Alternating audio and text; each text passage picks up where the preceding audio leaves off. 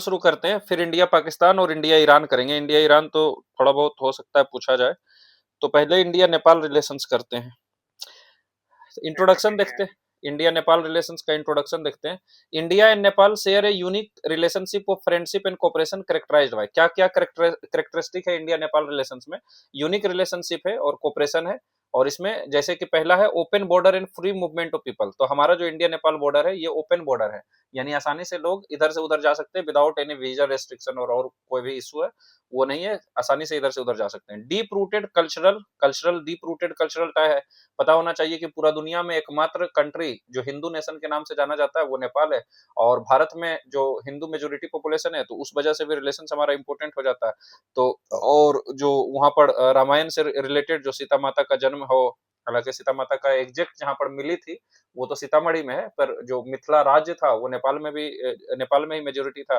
तो कल्चरल है, रिलीजियस है, वही रिलीजियस बुद्धिज्म और हिंदुइज्म के कारण, और फेमिलियल टाइज है, यानी कि यहाँ बिहार के जो नॉर्दर्न बिहार के लोग हैं उनका शादी नेपाल के सदर्न पार्ट में होता है और नेपाल का लोग का शादी बिहार में होता है, तो इसलिए फेमिलियल टाइज है, इसलिए इसको कहते हैं रोटी बेटी रिलेशनशिप। तो अगर इंडिया नेपाल आता है तो ये जरूर लिख सकते हैं रोटी बेटी रिलेशनशिप है। रोटी बेसिकली दिखाता है कि बहुत सारे नेपाल के लोग हैं जो भारत में काम करते हैं और यहाँ से अर्निंग्स कमाते हैं, एम्प्लॉयमेंट पाते हैं, और बेटी इसलिए क्योंकि बहुत ज्यादा इधर से उधर शादी हुआ है, तो रोटी बेटी रिलेशनशिप है। हमारा रिलेशनशिप बहुत डीप रूटेड है, इट बिलोंग्स और it covers free movement of people, cultural ties, religious ties as well as roti beti relationship. आगे बढ़ते हैं, जो सिविलाइजेशनल लिंक है वो है हिंदुइज्म और बुद्धिज्म के थ्रू, जैसे लुम्बिनी जो है वो बर्थ प्लेस ऑफ बुद्ध भगवान है नेपाल में, और बुद्ध भगवान का जो ज्ञान की प्राप्ति हुई इंडिया में। उसी तरह अगर हिंदुइज्म की बात करें तो सीता माता वहां की थी और हमारे राम जी यहाँ के थे। नेपाल का पॉपुलेशन लगभग 29 मिलियन है, यानी कि 30 लाख लोग हैं नेपाल में। सॉरी, मिलियन है यानी कि क्या हो जाएगा, 2.9 करोड़ हो जाएगा, है ना, यानी 3 करोड़ के आसपास आबादी है। तो ये देख सकते हैं कि बिहार से भी आबादी बहुत कम है, और 1850 किलोमीटर का बॉर्डर है इंडिया के स्टेट जैसे कि सिक्किम, वेस्ट बंगाल, बिहार और उत्तर प्रदेश और उत्तराखंड इसमें इन्वॉल्व है। और जो नेपाल है उसको ऊपर में नॉर्थ में देखे तो तिब्बत ऑटोनोमस रीजन जो चाइना का सार रीजन है उससे कनेक्टेड है। India Nepal treaty of piece और फ्रेंडशिप साइन हुआ था 1950 में, जो कि फाउंडेशन रखता है हमारे दोनों रिलेशनशिप में। जैसा कि हमने अफगानिस्तान के साथ देखा था कि India Afghanistan friendship relation started in 1949। Basically this all countries got independence around the same time, and so या फिर जो मेजर कुछ अपीवल हुआ हो, जो सिस्टम में चेंज हुआ हो, उसी के आसपास हुआ, इसलिए basically all our relationship are from that time. जैसे इंडिया पाकिस्तान देखेंगे तो क्या देखेंगे कि हमारा रिलेशनशिप 1947 के बाद ही शुरू होता है, because basically before that we were one country. Similarly India Afghanistan relations of friendship, जो कि हमारा रिलेशनशिप है वो साइन किए थे ट्रीटी ऑफ फ्रेंडशिप, तो वो 1949 में हुआ। और यहाँ पर देख रहे हैं India Nepal treaty of peace and friendship 1950 में साइन हुआ, जिसमें कि इक्वल इकोनॉमिक अपॉर्चुनिटी की बात की गई, रेसिडेंस एंड एम्प्लॉयमेंट राइट्स की बात की गई कि वहां के लोग यहाँ रह सकते हैं और एम्प्लॉयमेंट अपॉर्चुनिटी पा सकते हैं। Around 6 million Nepali citizen living और वर्किंग इन इंडिया। तो हमने ऊपर देखा कि आबादी कितना है, 30 मिलियन, और वो 30 मिलियन 29 मिलियन बेसिकली, तो 30 मिलियन मान सकते हैं, उसमें 6 मिलियन लोग काम करते हैं भारत में, यानी 20% ऑफ नेपाली पॉपुलेशन लिविंग और गेटिंग एम्प्लॉयमेंट इन इंडिया, जो कि ह्यूज है ना। यहाँ देख सकते हैं इंडिया नेपाल जो बाउंड्री है वो देख सकते हैं, उत्तराखंड है, उत्तर प्रदेश है, बिहार है, सिक्किम है और वेस्ट बंगाल भी है, और ऊपर में देखें तो चाइना का तिब्बत रीजन से बाउंड्री है। हिस्टोरिकल बैकग्राउंड क्या है, रिलेशन तो अगर शुरू से बात करें, अगर भारत का कोई भी रिलेशन पढ़ रहे हैं तो शुरू होता है बहुत पुराना, क्योंकि हमारा सिविलाइजेशन इतना पुराना है। तो ये शाक्य कलेन और जो गौतम बुद्ध का एरा है उसी समय से शुरू हो गया था, है ना। इसको छोड़ सकते हैं 750 से 1750 भी छोड़ सकते हैं, लेकिन ये है कि शिफ्ट जो हुआ नेपाल में वो बुद्धिज्म से हिंदुइज्म की तरफ शिफ्ट हो गया, लेकिन कल्चरल इंटीग्रेशन चालू रहा। जो 18th से 20th सेंचुरी है, राणा रूल था वहां पर, प्राइम मिनिस्ट्रियल ऑटोक्रेसी था, प्राइम मिनिस्टर जो रहते थे वही ऑटोक्रेट रहते थे, जिसको राणा रूल कहते हैं। 1951 तक चला। तो अगर कुछ वैसा लिखना हो तो हम लिख सकते हैं कि बेसिकली पाकिस्तान ये sorry Nepal was ruled by Ranas from 18th century till 1951, और 1951 के बाद इसलिए हम लोग देखते हैं कि रिलेशंस में चेंज आता है। Nepali elites influenced by India freedom movement, जो नेपाल के एलिट्स हैं वो इंडिया के फ्रीडम मूवमेंट से काफी इन्फ्लुएंस हुए, हमारे जो फ्रीडम फाइटर्स हैं उनसे सीखने को मिला, और इसलिए राणा रेजिम जो है नेपाली राणा रेजिम खत्म होता है 1951 में, है ना। Nepali struggle with democracy, basically Nepal में डेमोक्रेसी आता है, फिर मोनार्की आता है, फिर डेमोक्रेसी आता है। तो 1951 में राणा का रूल खत्म हुआ और मोनार्की डोमिनेंस करना चालू रखा, हालांकि राणा का रूल खत्म होगा पार्लियामेंट्री सिस्टम का शुरुआत हुआ, लेकिन डोमिनेंस तो मोनार्की का ही था। 1959 में किंग एबोलिशेस इलेक्टेड गवर्नमेंट, 1959 में देखते हैं कि जो इलेक्टेड गवर्नमेंट थे उसको खत्म कर देता है किंग के द्वारा, क्योंकि डोमिनेंस पहले से था। 1951 में राणा का रूल खत्म हुआ, जिसमें कि जो प्राइम मिनिस्टर होते थे वो ऑटोक्रेट होते थे, उसका रूल खत्म हो गया। लेकिन जो मोनार्की है, जो राजा है, वो तो कंटिन्यू किया। लेकिन 1959 में देखेंगे जो इलेक्टेड गवर्नमेंट है उसको भी खत्म कर दिया। 1990 से 2005 के बीच में यूनिफाइड मार्क्सिस्ट लेनिनिस्ट पार्टी जो एंटी इंडिया नेशनलिज्म है उसको फेवर किया। तो ये पार्टी हम लोग याद रख सकते हैं, यूनिफाइड मार्क्सिस्ट लेनिनिस्ट या यूएमएल पार्टी जो है एंटी इंडिया नेशनलिज्म को वहां बढ़ावा दिया। माओइस्ट इंसर्जेंसी आया, जो एक समय जब नक्सलवाद था तो ऐसा बोलते थे कि नक्सलवाद, ये हम लोग अपना अगर नक्सलिज्म से रिलेटेड क्वेश्चन आता है उसमें भी लिख सकते हैं कि one time Naxalism was spread from Tirupati to Pashupati. Pashupati temple हमारे नेपाल में है और तिरुपति आंध्र प्रदेश में। ये पूरा रेड कॉरिडोर था, जितने भी उसमें स्टेट्स कवर होते हैं, आंध्र प्रदेश, तेलंगाना, है ना, महाराष्ट्र, छत्तीसगढ़, ओडिशा, झारखंड, बिहार और नेपाल, उतना पूरा जो है इसको रेड कॉरिडोर बोलते थे, उसी को बोलते हैं तिरुपति टू पाशुपति। तो वहां भी माओइस्ट इंसर्जेंसी हुआ। 2007 से 2015 तक कॉन्स्टिट्यूशन मेकिंग को डिलेट किया गया और कॉन्स्टिट्यूशन को एडॉप्ट किया गया 2015 में, है ना। 2016 से या 2015 से हम बोले तो रिलेशंस में चेंज आया। क्या हुआ कि ये जो 2015 है, यहाँ पर जब कॉन्स्टिट्यूशन को एडॉप्ट किया गया तो इसमें एक इशू आया, Madhesi versus non Madhesi. Basically जो नेपाल अगर हम देखें कंट्री के रूप में, तो ऊपर में जो है वो हिमालय है ना, आधा से ज्यादा रीजन में हिमालय है, पहाड़ी लोग हैं। और जो नेपाल के एलिट हैं, जो राजा हैं या और भी जो इन्फ्लुएंसर लोग हैं, वो ऊपर में ही है ना, वो नेपाल के ऊपर में है। एक मिनट, थोड़ा सा नोट्स इधर उधर हो गया। तो जो मधेसी मधेसी लोग हैं वो प्लेन में रहते हैं और जो एलिट लोग हैं वो ऊपर में रहते हैं, पहाड़ों पर रहते हैं। और हमारा रिलेशंस मधेसी से बेहतर है, हमारा जो शादी होता है मधेसी से बेहतर होता है। तो भारत का सॉफ्ट कॉर्नर मधेसी है। तो Nepal dependent on India for transit. तो ये जो हुआ इशू, जो कॉन्स्टिट्यूशन एडॉप्ट होने की बात किया, तो इसमें जो मधेसी है ये डिमांड ज्यादा मांगे और मधेसी को कम डिमांड दिया गया। ऊपर के जो लोग थे, जो हिल के लोग थे, जो एलिट्स हैं, वो ज्यादा डिमांड रख लिए। तो इससे मधेसी को सपोर्ट करने के लिए इंडिया क्या किया कि नेपाल डिपेंडेंट था इंडिया पर ट्रांजिट के लिए, जैसे सी रूट। नेपाल तो एक लैंड बॉर्डर कंट्री है और अगर चाइना के थ्रू ट्रेड करता है तो बहुत मुश्किल होगा। तो हमारा ही जो हल्दिया और कलकत्ता का पोर्ट है उसको यूज करता है। तो बेसिकली जब नेपाल में मधेसी का इशू आया तो भारत ने सिलेंडर उलेंडर गैस उसको भी रोक लगा दिया, जिसके बाद हमारा रिलेशन बहुत डाउन हो गया, क्योंकि उसका इंटरनल मैटर था, हमें इतना एग्रेसिवली पुट नहीं करना था।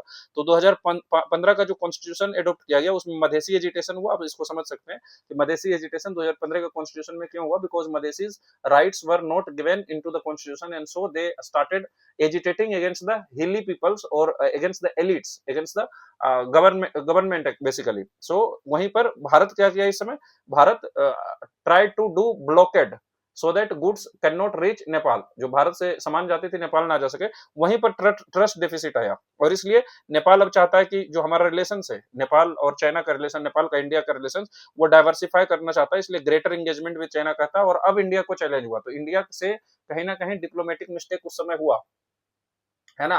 और जो 1925 का हमने देखा, यहाँ पर भी एक थोड़ा सा बता देते हैं। 1925 में जो हमने treaty of peace and friendship sign किया, तो नेपाल की तरफ से वहां का प्राइम मिनिस्टर आया, है ना। Treaty of peace and friendship जो हमने साइन किया, हमारे तरफ से जो डिप्लोमेट था नेपाल में वो गया और उधर का प्राइम मिनिस्टर आया। तो इससे भी क्या है, ये बिग ब्रदरली एटीट्यूड है। हमें चाहिए कि अगर समझौता हो रहा है, अगर प्राइम मिनिस्टर के पास कम भी टाइम है तो पूरा चीज डिप्लोमेट पूरा कर लेता, बस साइन करने के लिए 5-10 मिनट, आधा घंटा, घंटा के लिए जाता, लेकिन जरूर जाना चाहिए था, क्योंकि उससे लगता है कि ये हमको सही से ट्रीटमेंट नहीं दे रहा। हम किसी के आगे झुकते हैं तो हमारा कमजोरी नहीं पता चलता है, बेसिकली पता चलता है कि हम कितना, मतलब है ना, उस तरीका का है जो दूसरे को भी रेस्पेक्ट करते हैं। तो वहाँ थोड़ा सा रिलेशंस अभी भी नेपाल के लोग उसको सही तरीका से नहीं देखते हैं, और वो जो ट्रीटी साइन हुआ था, treaty of peace and friendship, उसको भी अच्छे नजर से नहीं देखते हैं। और दूसरा जो मधेसी इशू हुआ था, जिसमें हम मधेसी को इतना सपोर्ट करने लगे कि ब्लॉकेट करने की कोशिश की है नेपाल, ऐसा आरोप लगाता है, तो वो हमारे तरफ से डिप्लोमेटिक मिस्टेक्स था, है ना। क्योंकि वो उसका इंटरनल इशू है। अगर कश्मीर पर कोई बोलता है तो हम बर्दाश्त नहीं करते, तो फिर हमें भी उतना राइट नहीं है वहां के इंटरफेरेंस करने का। अदर वेज हम इवॉल्व कर सकते हैं, अदर वेज हम अपना सकते हैं, जहां पर हम जो मधेसी उनके राइट्स को प्रोटेक्ट करने की बात करते हैं। चाइना क्या ऑफर करता है, चाइना कनेक्टिविटी ऑफर करता है। हमने देखा कि ऊपर जो तिब्बत ऑटोनोमस रीजन है उसके थ्रू कनेक्टेड है, तो वो कहता है कि हम रोड देंगे, रेलवे देंगे और हमारे सी पोर्ट तक जा सकते हो। एनर्जी ट्रेड अल्टरनेटिव प्रोवाइड करता है कि एनर्जी हमको बेचो या एनर्जी में ट्रेड करो। स्ट्रेटेजिक बैलेंसिंग करने का कोशिश करता है नेपाल, इंडिया और चाइना के साथ मिलकर। रीजन बिहाइंड दिस अगली टर्न रिलेशनशिप क्या हुआ, perception of Indian interference in constitution making, लगा कि इंडिया इंटरफेयर कर रहा है उसके कॉन्स्टिट्यूशन मेकिंग में, मधेसी को ज्यादा अधिकार दिलाने के लिए। एलिज्ड unofficial blockade during Madhesi protest, यही बताया हमने अभी कि मधेसी प्रोटेस्ट के समय हमने ब्लॉकेड करने की कोशिश किया, तो एलिज्ड किया जाता है कि हमने ब्लॉकेड करने की कोशिश किया, गैस सिलेंडर एक्सेट्रा का वहां प्रॉब्लम हो चुका था। Rise of anti India nationalism in domestic politics, इसलिए एंटी इंडिया नेशनलिज्म या एंटी इंडिया पॉलिटिक्स वहां ज्यादा बढ़ गया, जिसमें कि भारत को सपोर्ट कम और चाइना से भी रिलेशन मजबूत करने की बात की गई। China's proactive engagement with Nepal political and security institution, और चाइना तो ऐसे समय का इंतजार में रहता है जब वो देश को डेट दे सके, देश तक बीआरआई को ले जा सके, इंडिया को घेरने की कोशिश करे, और चाइना एक बाज की तरह नजर बनाए हुए था और उसमें का फायदा उठाया। क्या एरिया हमारे कोऑपरेशन का है? पहला है पॉलिटिकल, कैसे?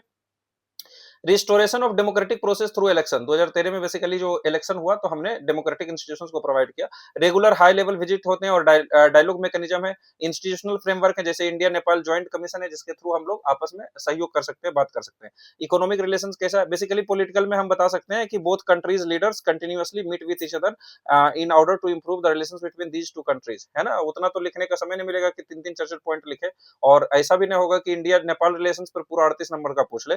अगर 38 नंबर पर आता भी है तो अभी का जो इलेक्शन हुआ है वहां वहां जिनको जीत मिला है उससे इंडिया नेपाल रिलेशन कैसे हो सकते हैं, क्यों इंडिया के लिए बेनिफिशियल से, वो बहुत सारे डायमेंशंस को खोलना पड़ेगा, है ना। तो जो ये हम लोग लिख रहे हैं कि एक पहला चीज क्या लिख रहे हैं कि इंडिया नेपाल रिलेशंस में क्या एरिया जो कोऑपरेशन है, हम कहाँ कोऑपरेट कर रहे हैं एक दूसरे से। तो अगर पॉलिटिकल लिखेंगे तो एक पॉइंट काफी है कि रेगुलर हाई लेवल मीटिंग्स होता है, विजिट्स होता है और डायलॉग होता है, और मिलता है मौका तो लिख सकते हैं इंडिया नेपाल ज्वाइंट कमीशन है, जिसके थ्रू हम लोग आपस बात करते हैं। दूसरा इकोनॉमिक रिलेशंस क्या है कि India is Nepal largest trade partner investor, है ना। नेपाल के लिए ऑब्वियसली इंडिया सबसे ज्यादा ट्रेड करेंगे इंडिया के साथ नेपाल के लोग, और इन्वेस्टर भी इंडिया सबसे बड़ा है नेपाल में।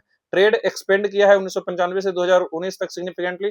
इंडिया कंट्रीब्यूट करता है 40% ऑफ फॉरेन डायरेक्ट इन्वेस्टमेंट इन नेपाल, एक छोटा सा देश है और 40% इन्वेस्टमेंट हमारा वहां जाता है, तो ये हमारा इंपॉर्टेंस दिखाता है। 150 इंडियन कंपनी वहां ऑपरेट कर रहे हैं, तो इकोनॉमी में लिखना है तो हम ये सब दिखा सकते हैं कि our trade has expanded in huge amount from 1995 to 2000, या इन रिसेंट टाइम्स ऐसा लिख सकते हैं, डेट उतना याद नहीं रहेगा एग्जाम में। दूसरा चीज हम लोग दिखा सकते हैं कि India is Nepals highest highest bilateral trade, और जो हमारा कंट्रीब्यूशन एफडीआई में वो 40% तक कंट्रीब्यूशन है, 150 इंडियन कंपनी वहां काम करती है, ये सब दिखा सकते हैं।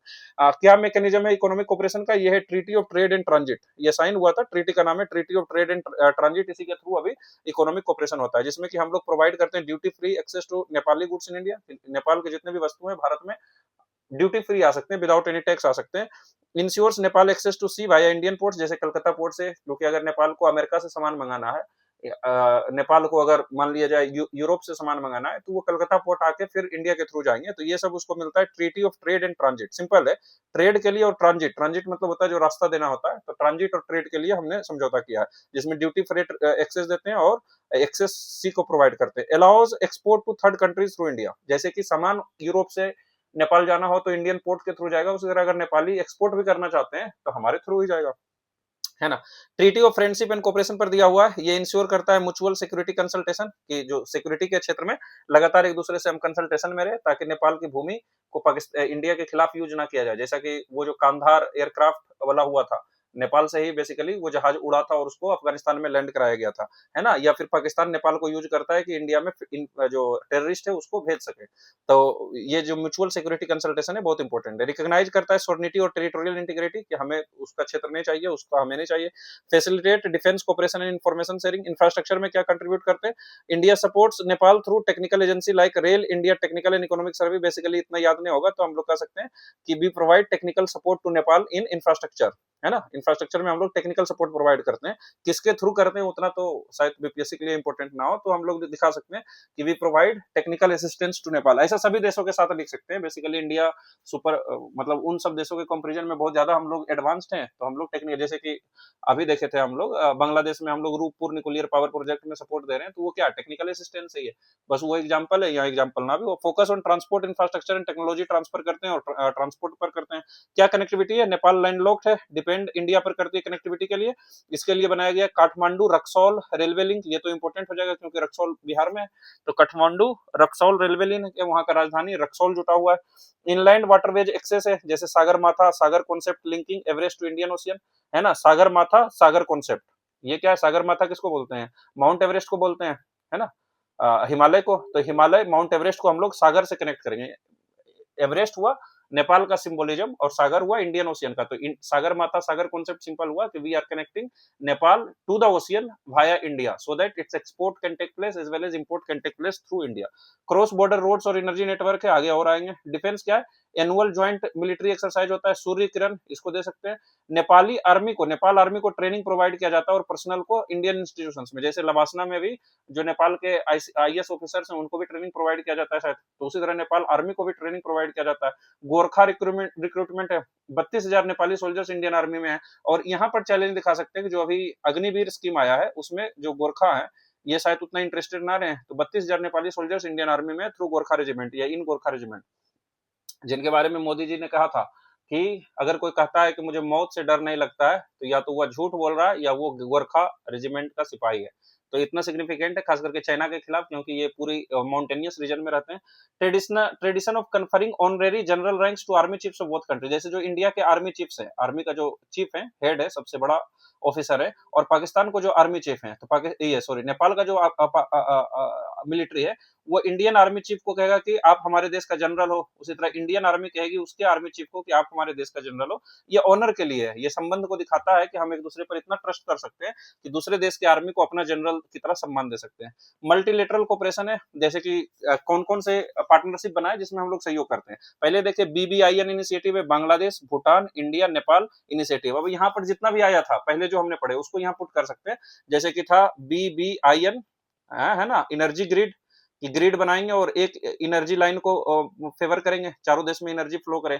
उसी तरह हमने देखा था BBIN motor vehicle agreement, motor vehicle ताकि गाड़ी एक दूसरे देश में जा सके, तो BBIN इनिशिएटिव है। उसी तरह बिम्स्टेक है, बे ऑफ बंगाल इनिशिएटिव ये वाला है। सार्क है, साउथ एशियन कंट्री है, नॉन अलाइनमेंट मूवमेंट में हम लोग साथ हैं। और इसके अलावा जो इंटरनेशनल ऑर्गेनाइजेशन है UN WTO ये सब तो लिख ही सकते हैं। डायस्पोरा कल्चर क्या है ना, नेपाल का तो हमने देखा कि 6 मिलियन पीपल इंडिया में रह रहे हैं, लेकिन 6 लाख इंडियंस भी नेपाल में रह रहे हैं, और बिहार के कई लोग नेपाल में जाके नौकरी करते हैं ना, कंस्ट्रक्शन में एक्सेट्रा में। तो 6 लाख इंडियन भी नेपाल में रह रहे हैं, तो उधर से 6 मिलियन रह रहे हैं, हमारे 6 लाख वहां रह रहे हैं। कल्चरल लिंकेजेस बहुत मजबूत है, पाशुपतिनाथ टेम्पल जो है पहले ही बताया। रिलीजियस सर्किट से है ना, सिस्टर सिटी एग्रीमेंट है, जैसे काठमांडू वाराणसी, लुम्बिनी बोध गया, जनकपुर अयोध्या, जो लिंक है वो दोनों को आपस में जोड़ना। जैसे कि इसमें हम पुट कर सकते हैं कि रामायण सर्किट में नेपाल का इंपोर्टेंस हो सकता है, अगर हम भारत में ऐसे जगहों को जोड़ रहे हैं जो रामायण से संबंधित है, ताकि वहां पर इंफ्रास्ट्रक्चर का क्रिएशन हो सके, होटल बन सके, रोड बन सके, एयर कनेक्टिविटी हो सके, स्पेशल रेलवे चल सके, ताकि टूरिज्म को बढ़ावा मिले और टूरिस्ट को फायदा मिले। तो अगर उसमें हम नेपाल का जनकपुर भी जोड़े रामायण सर्किट में, अगर बुद्धिज्म सर्किट में लुम्बिनी को जोड़े तो और बेहतर होगा। उसी तरह काठमांडू, ये जो सिस्टर सिटी एग्रीमेंट है, बेसिकली इनको सिस्टर सिटी की तरह मान्यता मिलेगा और दोनों में माइग्रेशन या सॉरी टूरिज्म का बढ़ावा होगा। इंडिया का डेवलपमेंटल असिस्टेंस नेपाल में क्या है, हम लोग फोकस करते हैं इंफ्रास्ट्रक्चर पर, हेल्थ पर, एजुकेशन पर, वाटर रिसोर्सेज पर, रूरल डेवलपमेंट पर, ये सभी देशों के साथ है। तो बेसिकली यहाँ भी हम लोग लिख सकते हैं इंफ्रास्ट्रक्चर, यहाँ भी हम लोग लिख सकते हैं बहुत सारे, वहाँ एनर्जी पोटेंशियल बहुत ज्यादा है ना, क्योंकि पहाड़ी एरिया है तो नदी को रोक करके एनर्जी प्रोड्यूस करना आसान है। तो एनर्जी के क्षेत्र में देखेंगे, इंफ्रास्ट्रक्चर के क्षेत्र में देखेंगे। लाइन ऑफ क्रेडिट 100 मिलियन से 150 मिलियन डॉलर तक हमारा लाइन ऑफ क्रेडिट दिए हैं। जैसे 2 बिलियन का इंफ्रास्ट्रक्चर सपोर्ट या सपोर्ट हमने अफगानिस्तान को प्रोवाइड किया था। 2015 का अर्थक्वेक हुआ तो 1 बिलियन US डॉलर दिए। और यहीं पर हम लोग पुट कर सकते हैं कि कोविड-19 के समय हमने है ना वैक्सीन प्रोवाइड किया। रिसेंट डेवलपमेंट क्या है, ये सब एग्जांपल लिख सकते हैं। जैसे Arun 3 hydro power project 900 megawatt का प्रोजेक्ट है जो कि हम वहां पर डेवलप कर रहे हैं, अरुण 3 हाइड्रो पावर प्रोजेक्ट। तो अरुण 3 अगर याद रहता है हाइड्रो पावर, क्योंकि वहां तो हाइड्रो पावर प्रोजेक्ट ही बनेगा ना, तो hydro power, Arun 3 hydro power project है। इंटरनेशनल बुद्धिस्ट सेंटर लुम्बिनी में खोल रहे हैं, है ना, international Buddhist centre. Cross border railway है, जैसे जयनगर कुर्था एक्सपेंशन, इससे पहले हमने रक्सौल काठमांडू लाइन देखे थे। ट्रांसमिशन लाइन्स और एनर्जी कॉर्पोरेशन है। पंचेश्वर मल्टीपर्पज प्रोजेक्ट है, महाकाली ट्रीटी के अंदर पंचेश्वर मल्टीपर्पज प्रोजेक्ट है। बेसिकली मल्टीपर्पज प्रोजेक्ट में हम लोग एनर्जी भी प्रोड्यूस कर सकते हैं बांध बनाकर, हम लोग डैम कंस्ट्रक्शन करेंगे, इससे इरिगेशन फैसिलिटी भी इंप्रूव कर सकते हैं, है ना। तो इस तरह से मल्टीपर्पज प्रोजेक्ट का नाम है पंचेश्वर, जो महाकाली ट्रीटी के अंदर आता है, यानी महाकाली नदी दोनों देश में है, उसमें ट्रीटी हुआ तो हम लोग पंचेश्वर ये मल्टीपर्पज प्रोजेक्ट बनाए। रिसेंट डेवलपमेंट क्या है, जेनजी प्रोटेस्ट हुआ और इलेक्शन हुआ और उससे पॉलिटिकल शिफ्ट हुआ। जेनजी प्रोटेस्ट क्या हुआ, ये जेनजी प्रोटेस्ट क्या है, जेनजी बताता है है ना? 1995 के बाद जिनका जन्म हुआ 1996 के बाद, उनको बोलते हैं जेन जी। और ये यूथ लेड मूवमेंट्स था, क्योंकि करप्शन वहाँ बहुत ज़्यादा देखने को मिलता है। अभी बताया कि मधेसी जो पॉपुलेशन है पूरा ऐसे रह रहा है, और ऊपर में कुछ फैमिली हैं जो पूरी तरह से पॉलिटिकल सिस्टम को ऑक्यूपाई किए हुए हैं। तो करप्शन है, और ये लोग भारत आते थे और कई देशों में जाते थे, तो देखते थे यहाँ का जो पॉलिटिकल सिस्टम है अलग है, यहाँ के नेताओं को उतना बेनिफिट्स नहीं मिल रहा है जैसे वहाँ। तो ये जो करप्शन है, और साथ में इसको लिख सकते हैं करप्शन के साथ वो जो क्रोनिंग कैपिटलिज्म क्या बोलते हैं उसको, जो भाई भतीजावाद, अपने लोगों को बढ़ावा देना है ना उसको, नेपोटिज्म। तो नेपोटिज्म के खिलाफ ये लोग बहुत प्रोटेस्ट था। इसका दिखता था कि यहाँ के लोग का जो नेता का बेटा है बहुत रईस था और दूसरा तरीका का जीवन जीता था। पॉलिटिकल इंस्टेबिलिटी लगातार था और इन लोग को भरोसा उठ चुका था, है ना? अनएम्प्लॉयमेंट लेवल बहुत हाई लेवल पर था। वो सब हम लोग नेपाल वाला में अलग से देखबे किए, राहुल जी बताए हैं। तो उसको यहाँ पर ऐड कर सकते हैं। ये सिर्फ दिया गया है ताकि हम लोग एक प्लेटफॉर्म, मतलब ये फ्रेमवर्क बना सके, उसके अंदर पुट कर सके। तो ये लोग डिमांड किया ट्रांसपेरेंसी और गवर्नेंस रिफॉर्म का। और ये जेनजी प्रोटेस्ट इसलिए बन गया क्योंकि बाद में ये लोग जब डिमांड करते थे तो सोशल मीडिया को भी बैन किया गया। राइज ऑफ राष्ट्रीय स्वतंत्र पार्टी, जो पार्टी का नाम है राष्ट्रीय स्वतंत्र पार्टी, ये पार्टी का नाम लिख सकते हैं। ये एक एंटी स्टेब्लिशमेंट पॉलिटिकल पार्टी था। ये बेसिकली रैपर थे और अपने गानों की मदद से बताते थे कि क्या यहाँ करप्शन कैसे है, नेपोटिज्म कैसे है ना? अनएम्प्लॉयमेंट इतना हाई लेवल पर है, लोगों को नौकरी नहीं मिल रहा है, दूसरे देश डेवलप कर रहे हैं, और ये जो राजा महाराजा या फिर जो पॉलिटिकल लोग हैं उसके बेटा कैसे अच्छा जीवन जी रहे हैं। तो एंटी स्टेब्लिशमेंट मतलब वही हुआ कि जो अभी का स्टेब्लिश्ड स्ट्रक्चर है उसके खिलाफ थे। ये अपील किए अर्बन यूथ को और मिडिल क्लास को, और फोकस था गवर्नेंस रिफॉर्म में। इलेक्शन में कौन जीते? बेलेन शाह, या बलेंद्र शाह जिसको बोलते हैं, बेलेन शाह शॉर्ट फॉर्म में बोलते हैं। ये काठमांडू के मेयर पहले थे और ये पढ़े हुए हैं भारत के जो विश्वेश्वरैया टेक्निकल यूनिवर्सिटी है। तो वो भी लिख सकते हैं कि रिलेशन हमारा और इम्प्रूव हो सकता है because he studied in India.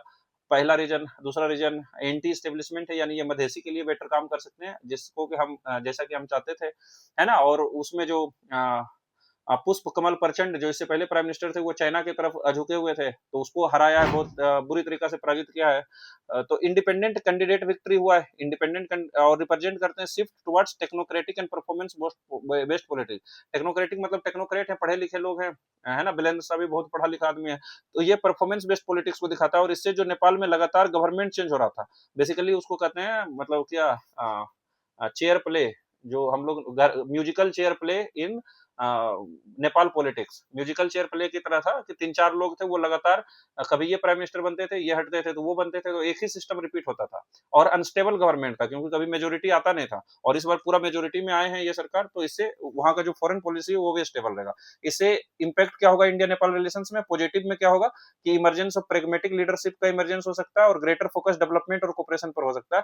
Concerns क्या हो सकता है कि स्ट्रॉन्ग नेशनलिस्टिक सेंटिमेंट है यूथ में, तो वो पूरी तरह से नेपाल के बारे में सोचे, दूसरे देशों के बारे में नहीं सोचे। और सेंसिटिविटी हो सकता है सोवर्निटी इशू पर, बॉर्डर ट्रीटीज, क्योंकि अगर नेशनलिस्टिक है यानी अपने देश के बारे में बहुत ज्यादा सोच रहा है, तो इसका मतलब जो काला पानी इशू है आगे देखेंगे उस सब में चैलेंज आ सकता है।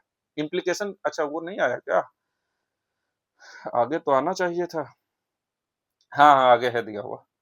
तो वो आएगा जो चैलेंजेस है इंडिया नेपाल रिलेशंस में। इम्प्लीकेशन इंडिया के लिए क्या है कि engage new political actors and youth, कि जो नया पॉलिटिकल एक्टर्स आए, यूथ आए, उनको इंगेज करना। और शिफ्ट करें डिलीवरी बेस्ड डिप्लोमेसी पर, कि हम लोग सिर्फ प्रोमिस नहीं करें, डिलीवरी करें। सिग्निफिकेंस नेपाल का क्या है इंडिया के लिए? ये बफर है बिटवीन इंडिया एंड चाइना, है ना? तो बहुत स्ट्रेटेजिक लोकेशन है इंडिया और चाइना के बीच में।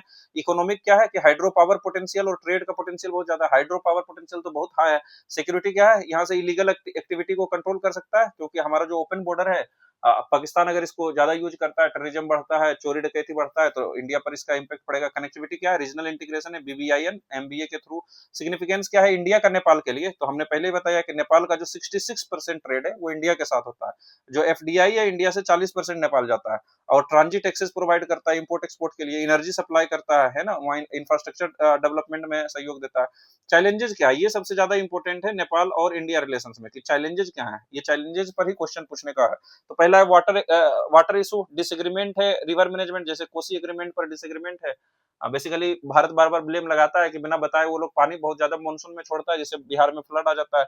इंटरप्रिटेशन इशू है हिस्टोरिकल ट्रीटी में, जैसे और आगे देखेंगे। इंडिया नेपाल बॉर्डर डिस्प्यूट क्या है? डिस्प्यूटेड एरिया क्या है? तीन डिस्प्यूटेड एरिया है, बेसिकली दो है, काला पानी लिपू लेक, तो एक ही कह सकते हैं, काला पानी रीजन और सुस्ता रीजन। अगर ऊपर देखें तो यहाँ पर दिया हुआ है मैप, ये जो लिपू लेक है लिपू लेक दिया हुआ है और लिम्पियाधुरा दिया हुआ है। ये दोनों बेसिकली पासेस हैं, है ना, जहां माउंटेन को क्रॉस करते हैं। तो भारत के हिसाब से जो बॉर्डर है, बेसिकली यहाँ पर काली रिवर फ्लो करती है।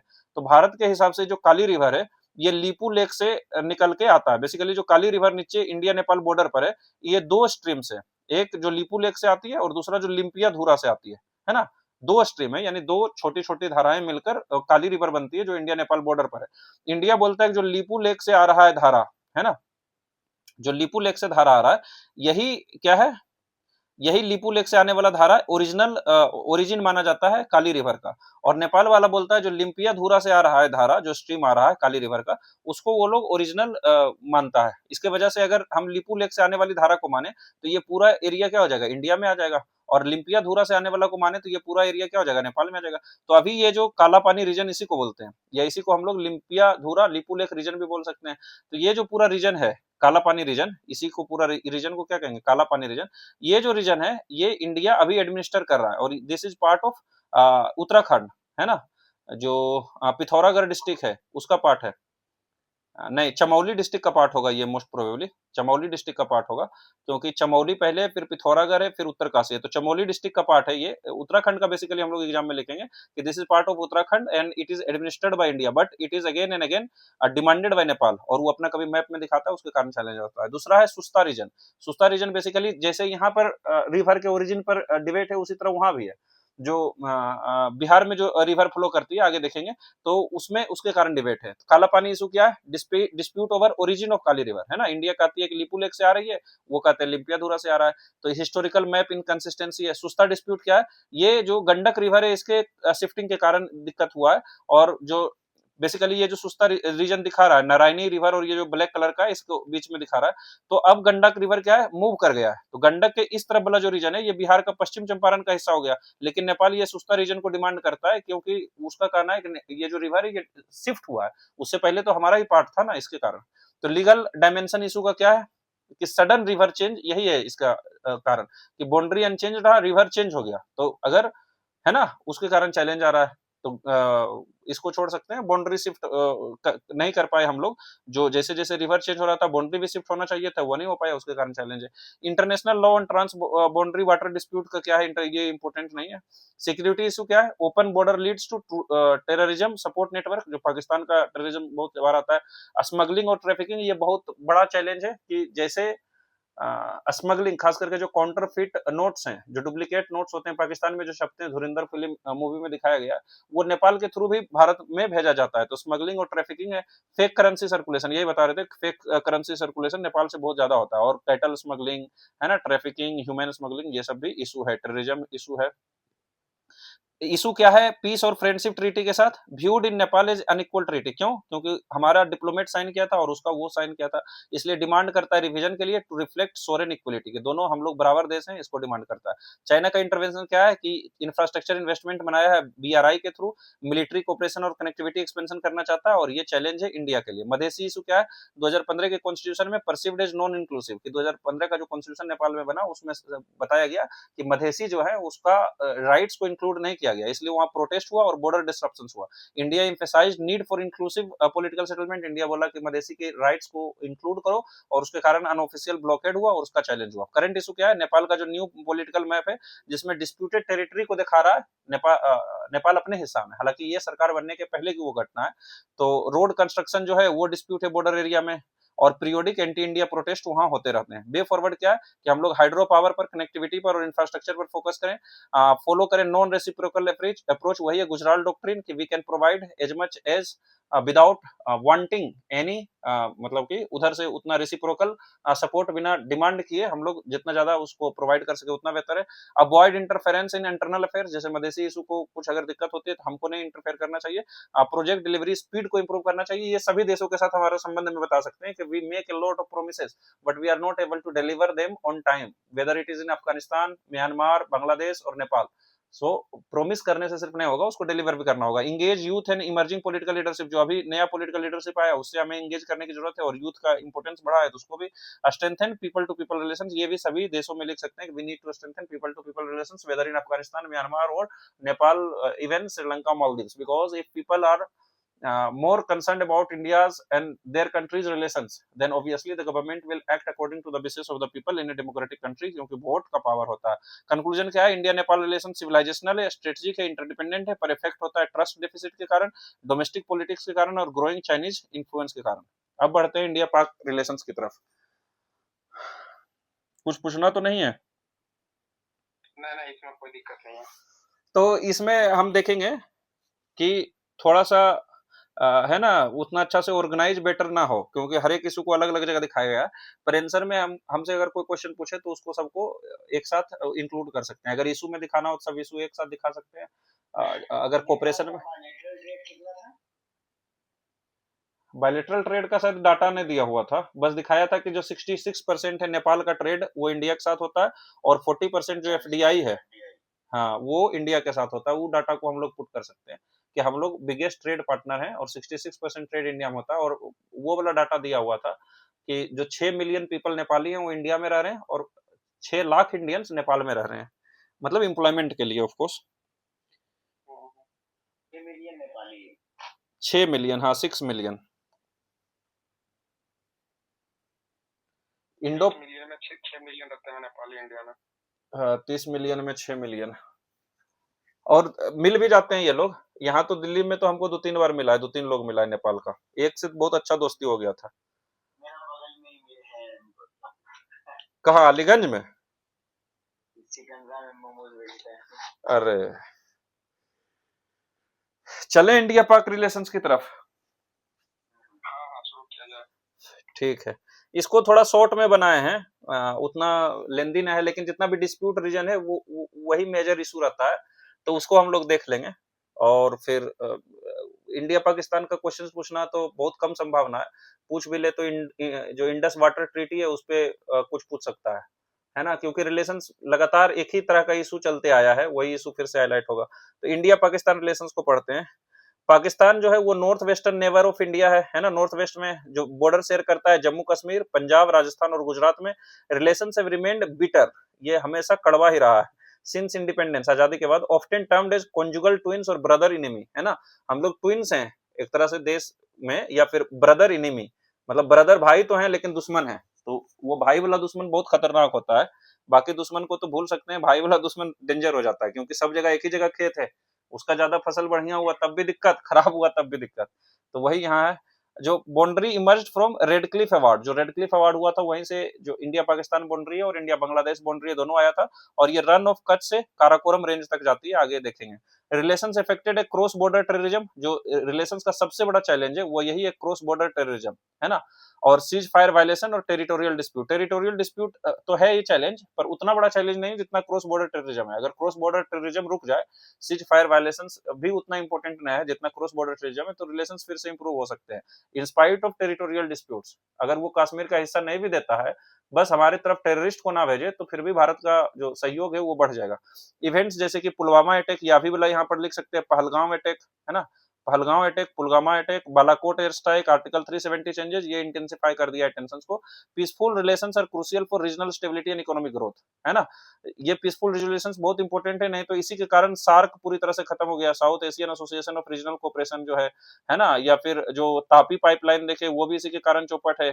जो एससीओ में पाकिस्तान को इंक्लूड किया है इंडिया को बैलेंस करने के लिए, वहां पर भी देखते हैं। तो ये पूरा जो जितना ऑर्गेनाइजेशन है वो सब को ये पाकिस्तान अकेला लेके डूबने का शक्ति रखता है। तो यहाँ देख सकते हैं कि ये इंडिया है, और ये गुजरात से होते हुए राजस्थान, पंजाब, और अभी तो ये कश्मीर का पूरा हिस्सा नहीं रहा, कश्मीर आधे है, तो कश्मीर और अब लद्दाख से भी बाउंड्री बनता है कश्मीर का, ये पाकिस्तान का, तो लद्दाख से भी बाउंड्री शेयर करता है। तो ये है। और आगे बढ़ते हैं, इंडिया पाकिस्तान रिलेशंस हिस्टोरिकल और कंटेम्पररी ओवरव्यू देखते हैं।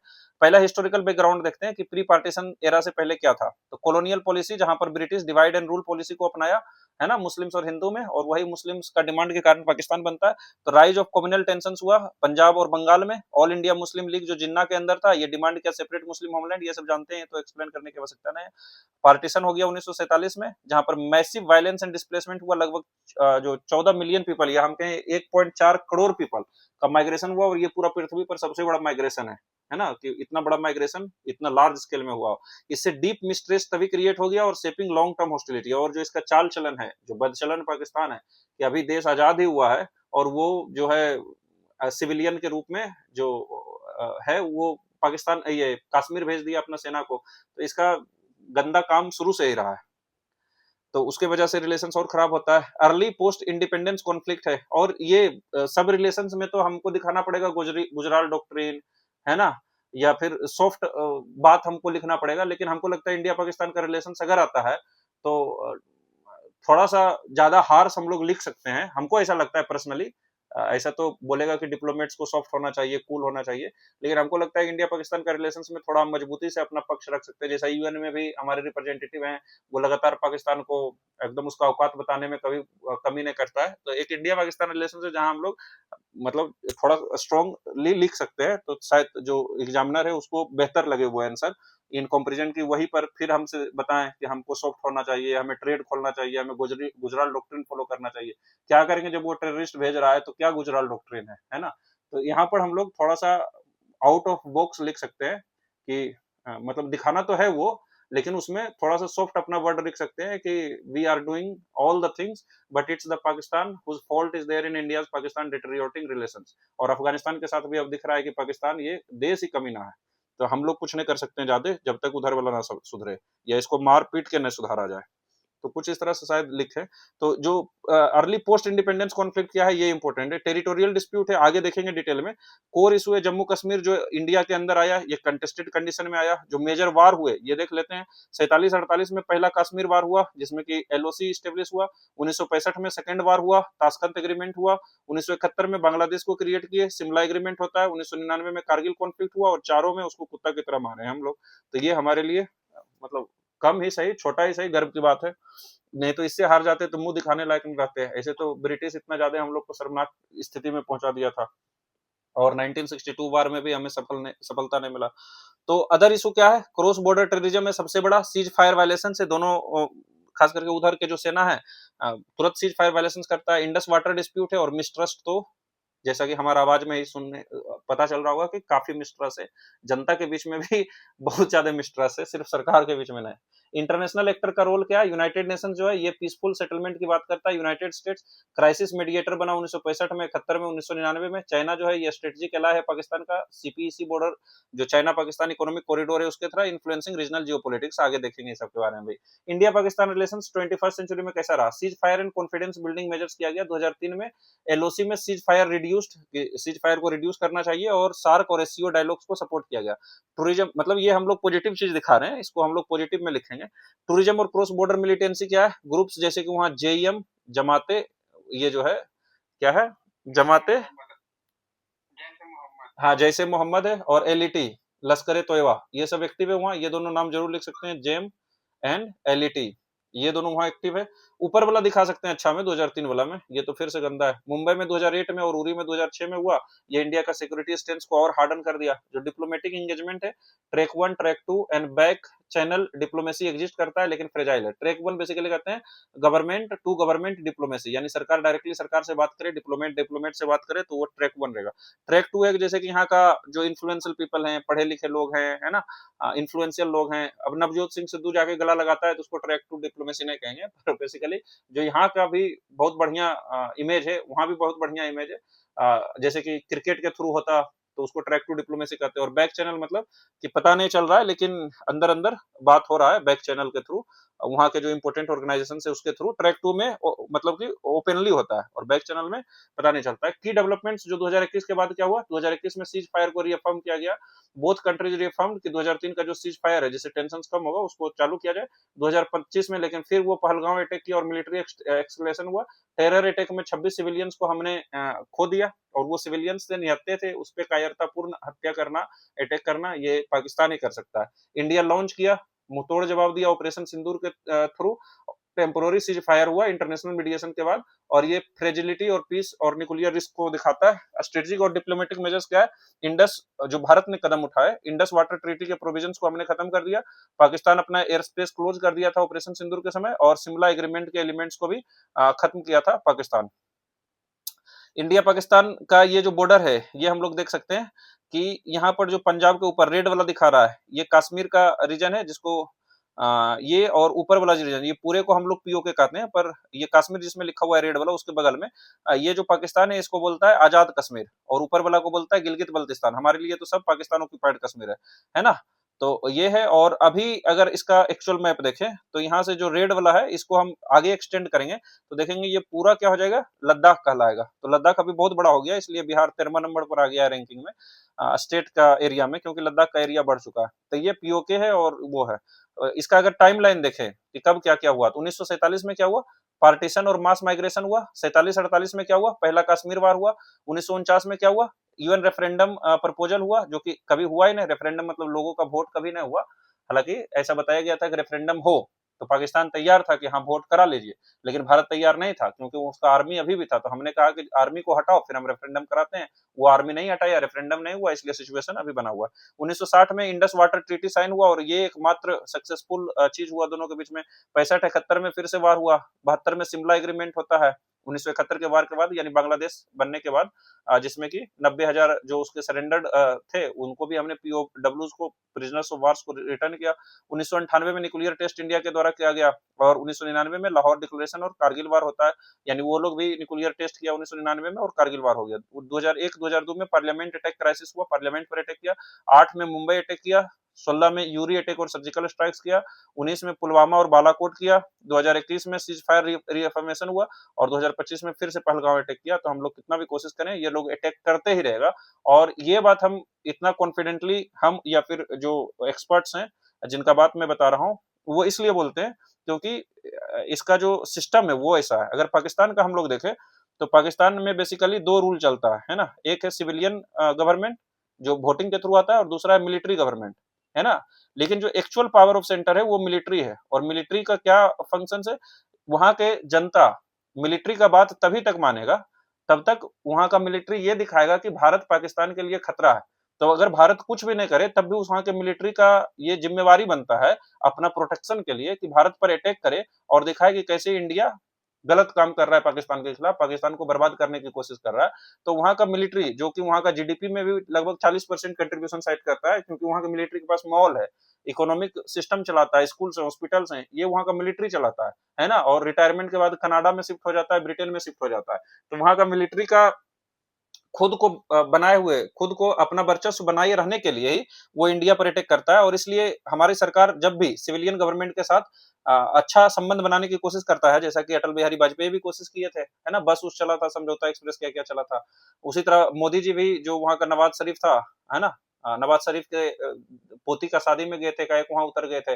शुरू शुरू में आए थे तो सोचे थे हम अपना एकदम जलवा से संबंध को मजबूत कर देंगे, लेकिन जैसी हमारा सरकार वहां के सिविलियन गवर्नमेंट के साथ संबंध को अच्छा करने की कोशिश करेगा, वहां का मिलिट्री कुछ ना कुछ सीज फायर करेगा, अटैक करेगा, टेररिस्ट हमला करेगा, ताकि रिलेशन खराब हो, ताकि वहां के जनता को ये लगे कि भारत खराब कर रहा है, और ये यहाँ का मिलिट्री कैसे वहां का सेवियर बना हुआ है उसको बचाने की कोशिश में। इसलिए इंडिया और पाकिस्तान का रिलेशन को इंप्रूव करने के काउज में हम लोग लिख तो सकते हैं बहुत सारे बातें, लेकिन कभी सफल नहीं होगा जब तक कि वहां डेमोक्रेसी प्रॉपरली सेटअप ना हो जाए, जब तक कि वहां के मिलिट्री को मार के भगाया नहीं जाए। इसलिए ये संबंध इसी तरह रहने का बहुत ज्यादा उम्मीद है, और जितने भी स्टेप्स लिए गए अभी तक फेल हुआ है। हालांकि फिर भी हमें लिखना पड़ेगा। क्या एरिया ऑफ कोऑपरेशन है इंडिया और पाकिस्तान का? जैसे पॉलिटिकल में रिलेशन सो एक्सट्रीम फ्लक्चुएशन दिखाता है, जैसे मोदी शरीफ आउटरीच, वही बता रहे हैं, मोदी जी पहुंच गए थे लेकिन फिर तुरंत सीज फायर वायलेशन, ये मिलिट्री करा देगा। कमर्शियल क्या है, ट्रेड हाईली डिपेंडेंट है पॉलिटिकल क्लाइमेट पर। बढ़िया चल रहा है तो ट्रेड भी ठीक ठाक हो जाएगा, लेकिन अगर बढ़िया नहीं चल रहा है ट्रेड खत्म हो जाएगा। और 2019 के टेंशन के बाद तो पूरी खत्म हो गया। की एक्सपोर्ट इंपोर्ट देखे तो cotton, chemicals, food products, minerals, ये सब होता था। साफ्टा पहले से ही हुआ है, और ये दिखाता है पोटेंशियल है, लेकिन अंडर यूटिलाइज्ड है, क्योंकि युद्ध चलेगा तो वहां का ना तो क्रिकेटर को घुसने दिया जाएगा, ना तो वहां के जो सिंगर्स हैं राहत फतेह अली खान उसको घुसने दिया जाएगा, ना तो वहां का एक्टर फवाद खान, या फिर अभी जैसा कि हमने देखा था हानिया आमिर जो है एक्ट्रेस, जो दिलजीत दोसांझ के साथ फिल्म में आई थी, तो कितना भारत में बवाल हुआ, उस सब के पीछे यही रीजन है। जो ये सीबीएम से आगे आएगा, इसका फुल फॉर्म जो होता है, मतलब कि रिलेशंस को इम्प्रूव करने के लिए, जो बार बार भूल जा रहे हैं, है ना, वो आएगा, मतलब उसमें इंक्लूड करता है हॉटलाइंस, दोनों के बीच में डायरेक्ट कनेक्शन है, फोन के थ्रू कनेक्ट कर सकते हैं। सीज फायर एग्रीमेंट से ट्रैक टू डायलॉग चलते रहता है, लेकिन overshadowed by terrorism and Kashmir dispute, और ये है due to the military rule in Pakistan, है ना। पीपल टू पीपल कॉन्टेक्ट क्या है, पिलग्रिमेजेस को, जैसे कि सिख का जो पिलग्रिमेज है करतार कॉरिडोर, वो बना था। स्पोर्ट्स में इंडिया क्रिकेट तो सब जानता है, कल्चरल एक्सचेंजेस है, वीजा एग्रीमेंट जो ट्रेवल को ईज किया था 2012 में हुआ था, करतारपुर कॉरिडोर ये बता रहे हैं 2018 में, मेजर कॉन्फिडेंस बिल्डिंग मेजर्स बोलते हैं उसको।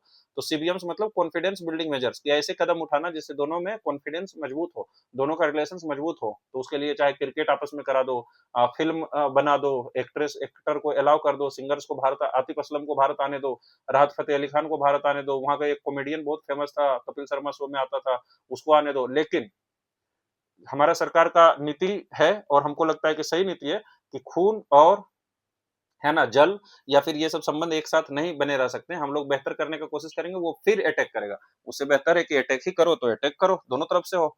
इन्वायरमेंटल और वाटर कोऑपरेशन क्या है, इंडस वाटर ट्रीटी हुआ है जो कि रेयर कोऑपरेशन दिखाता है। इसमें इशू क्या है कि इसको टेरर अटैक पहलगांव के बाद सस्पेंड किया गया, और लीगल डिस्प्यूट से हाइड्रो प्रोजेक्ट्स के ऊपर, जैसे आगे देखेंगे जो रैतले हाइड्रो पावर प्रोजेक्ट है, या किशनगंगा रिवर पर अगर हमको, जैसे इसके लिए तो इंडस वाटर ट्रीटी पढ़ाना पड़ेगा, पर जो इंडस वाटर ट्रीटी है, इसको सिंपल समझ सकते हैं कि 6 नदियां हैं, जिसमें कि जो वेस्टर्न 3 रिवर्स है, या ऊपर वाला 3 है, वो पाकिस्तान को दिया गया है, कि उसका जो मैक्सिमम वाटर है उसको पाकिस्तान यूज करेगा 80%, और 20% इंडिया यूज करेंगे।